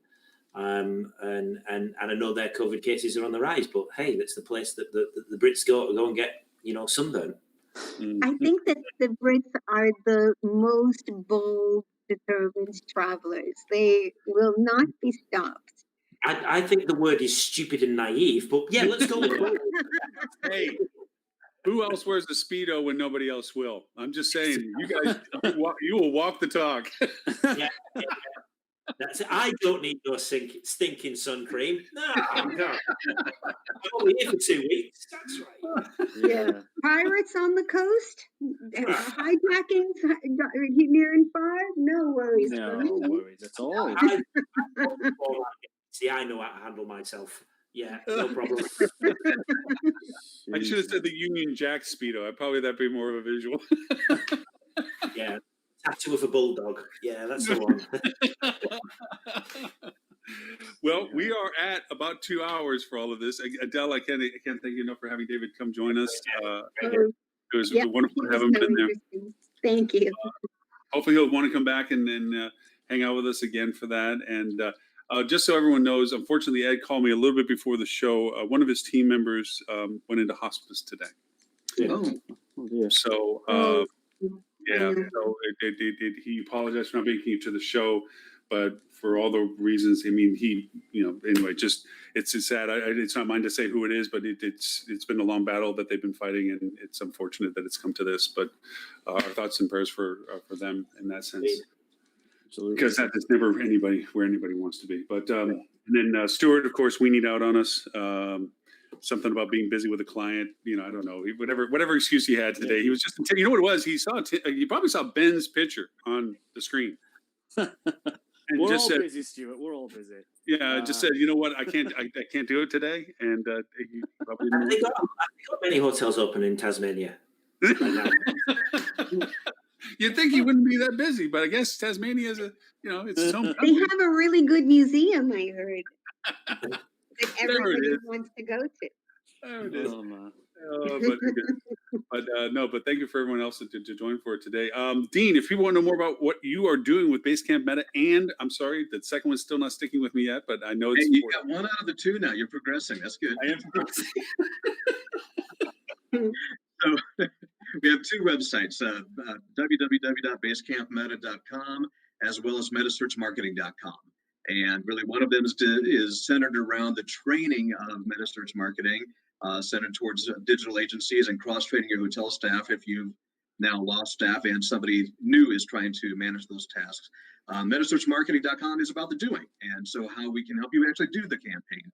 Run it for you, or consult with you, and find the right technology vendor to help you with that.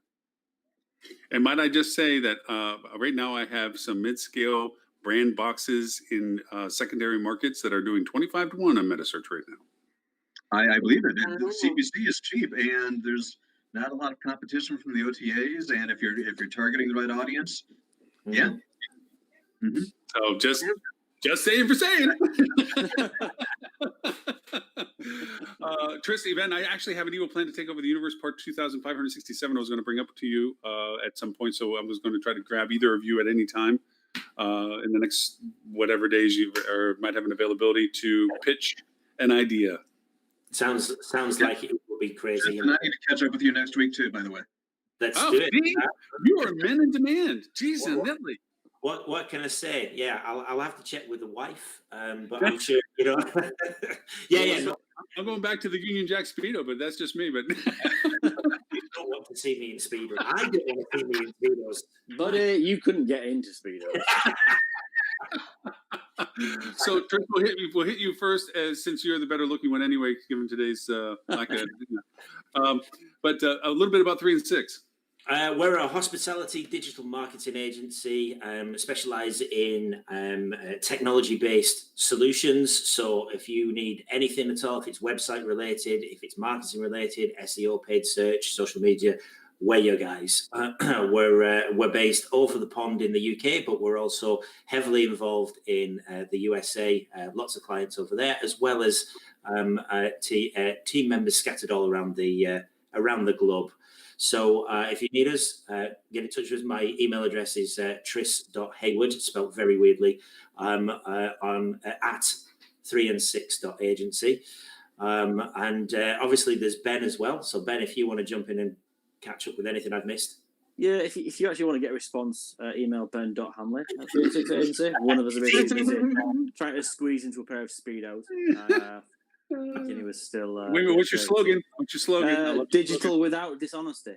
There it is. If you have had, the wool pulled over your eyes by anybody at the other agencies at all, we will not blind you with attribution. You will not get a look back window of 572 days. I promise you that.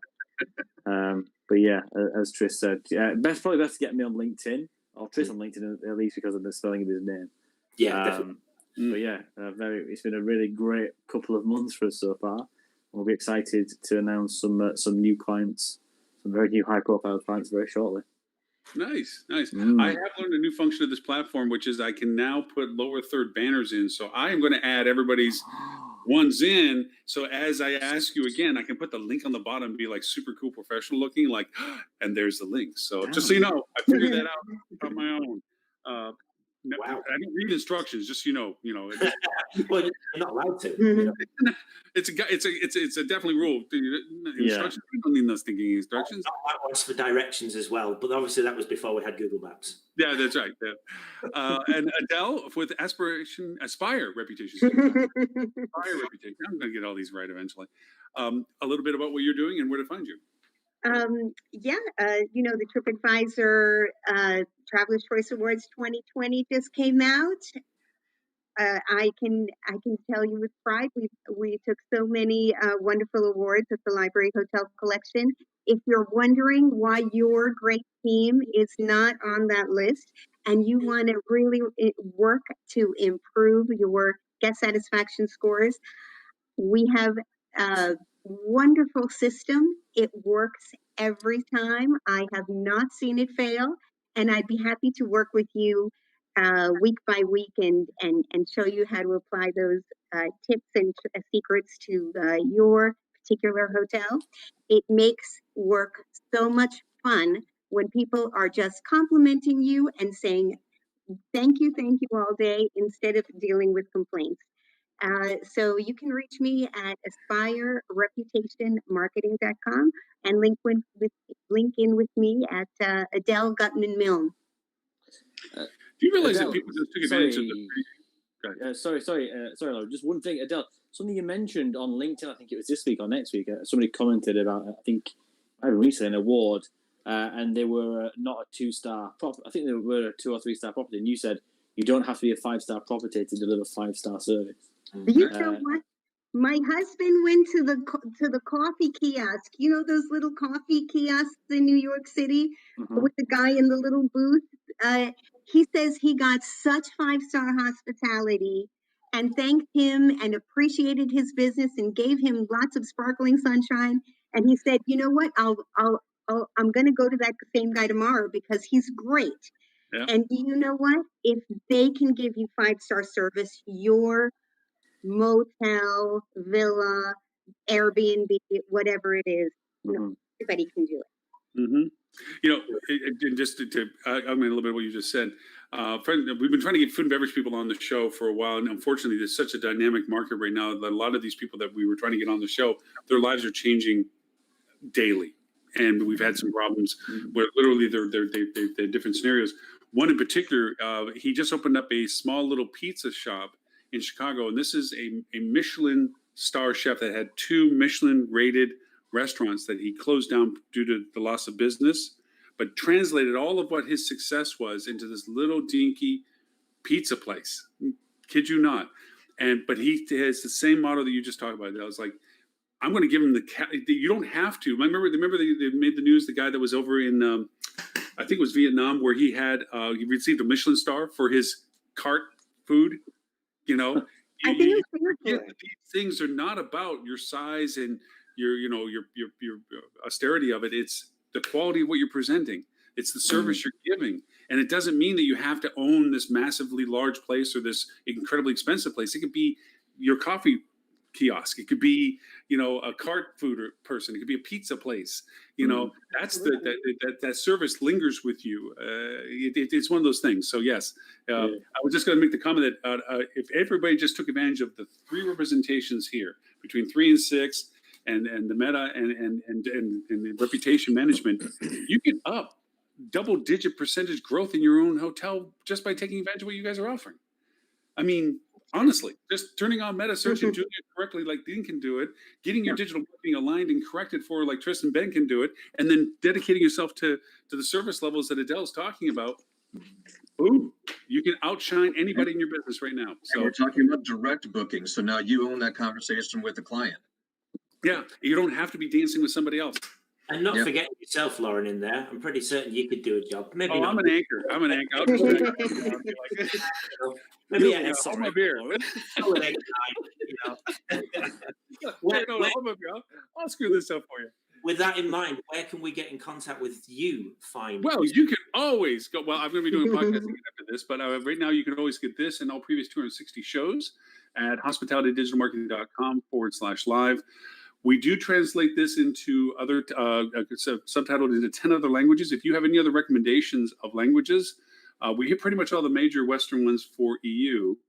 But ironically, we're getting some Russian now, and we're getting some Lithuanian. Now, we already have Hindu, Japanese, Korean, Filipino, obviously there's Spanish, French, German, English, Dutch, Italian, but as we keep growing the languages, ironically, we're getting audiences from those languages. So, but now we're getting some from others. I do believe there was a request, wasn't there, that there was subtitles put on Ben and I in English for English speakers. Oh, actually, there was a great compliment. Thank you, because I could not understand what the hell they were saying. I have to put on a fake American accent so that my voice control Ford will actually, voice control when I want to call my wife. I have to put on it because it doesn't understand Northern English. Well, I actually, I have Gaelic in there too. I might just throw Gaelic in to see if we're missing a crowd.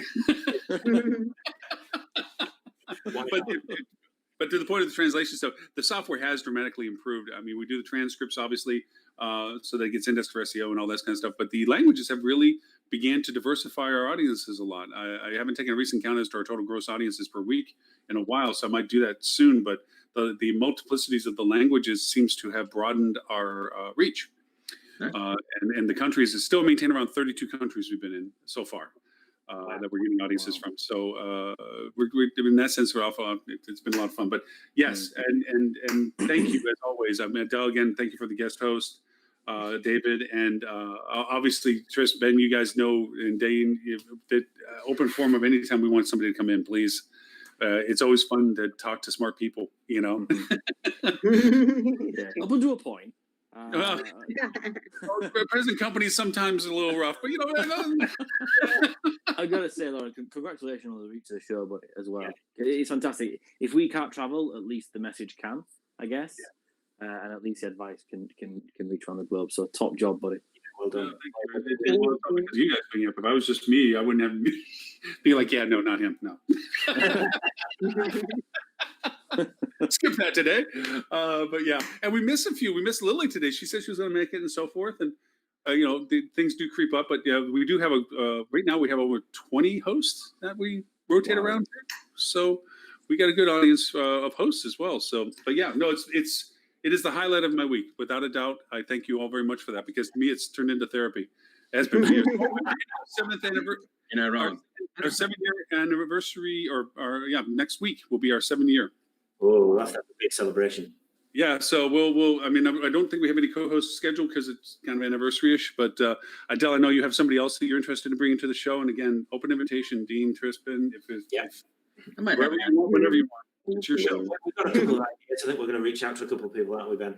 Yeah. We had a few in the pipeline. A few things that just kicked off. Well, people got to chase. You got to chase business whenever you can get it. So don't hold that against people. Yeah, no.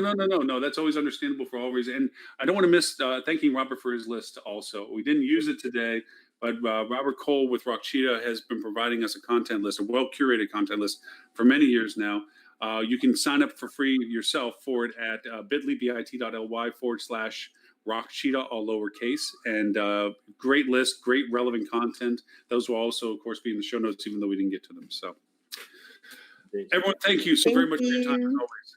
And I'll talk to everyone next week, 11:30 at the latest, but I'll catch up with Ben and Tris some between then and now, whatever. Indeed. Bye, guys. Bye, everyone. Have a great weekend. Thank you.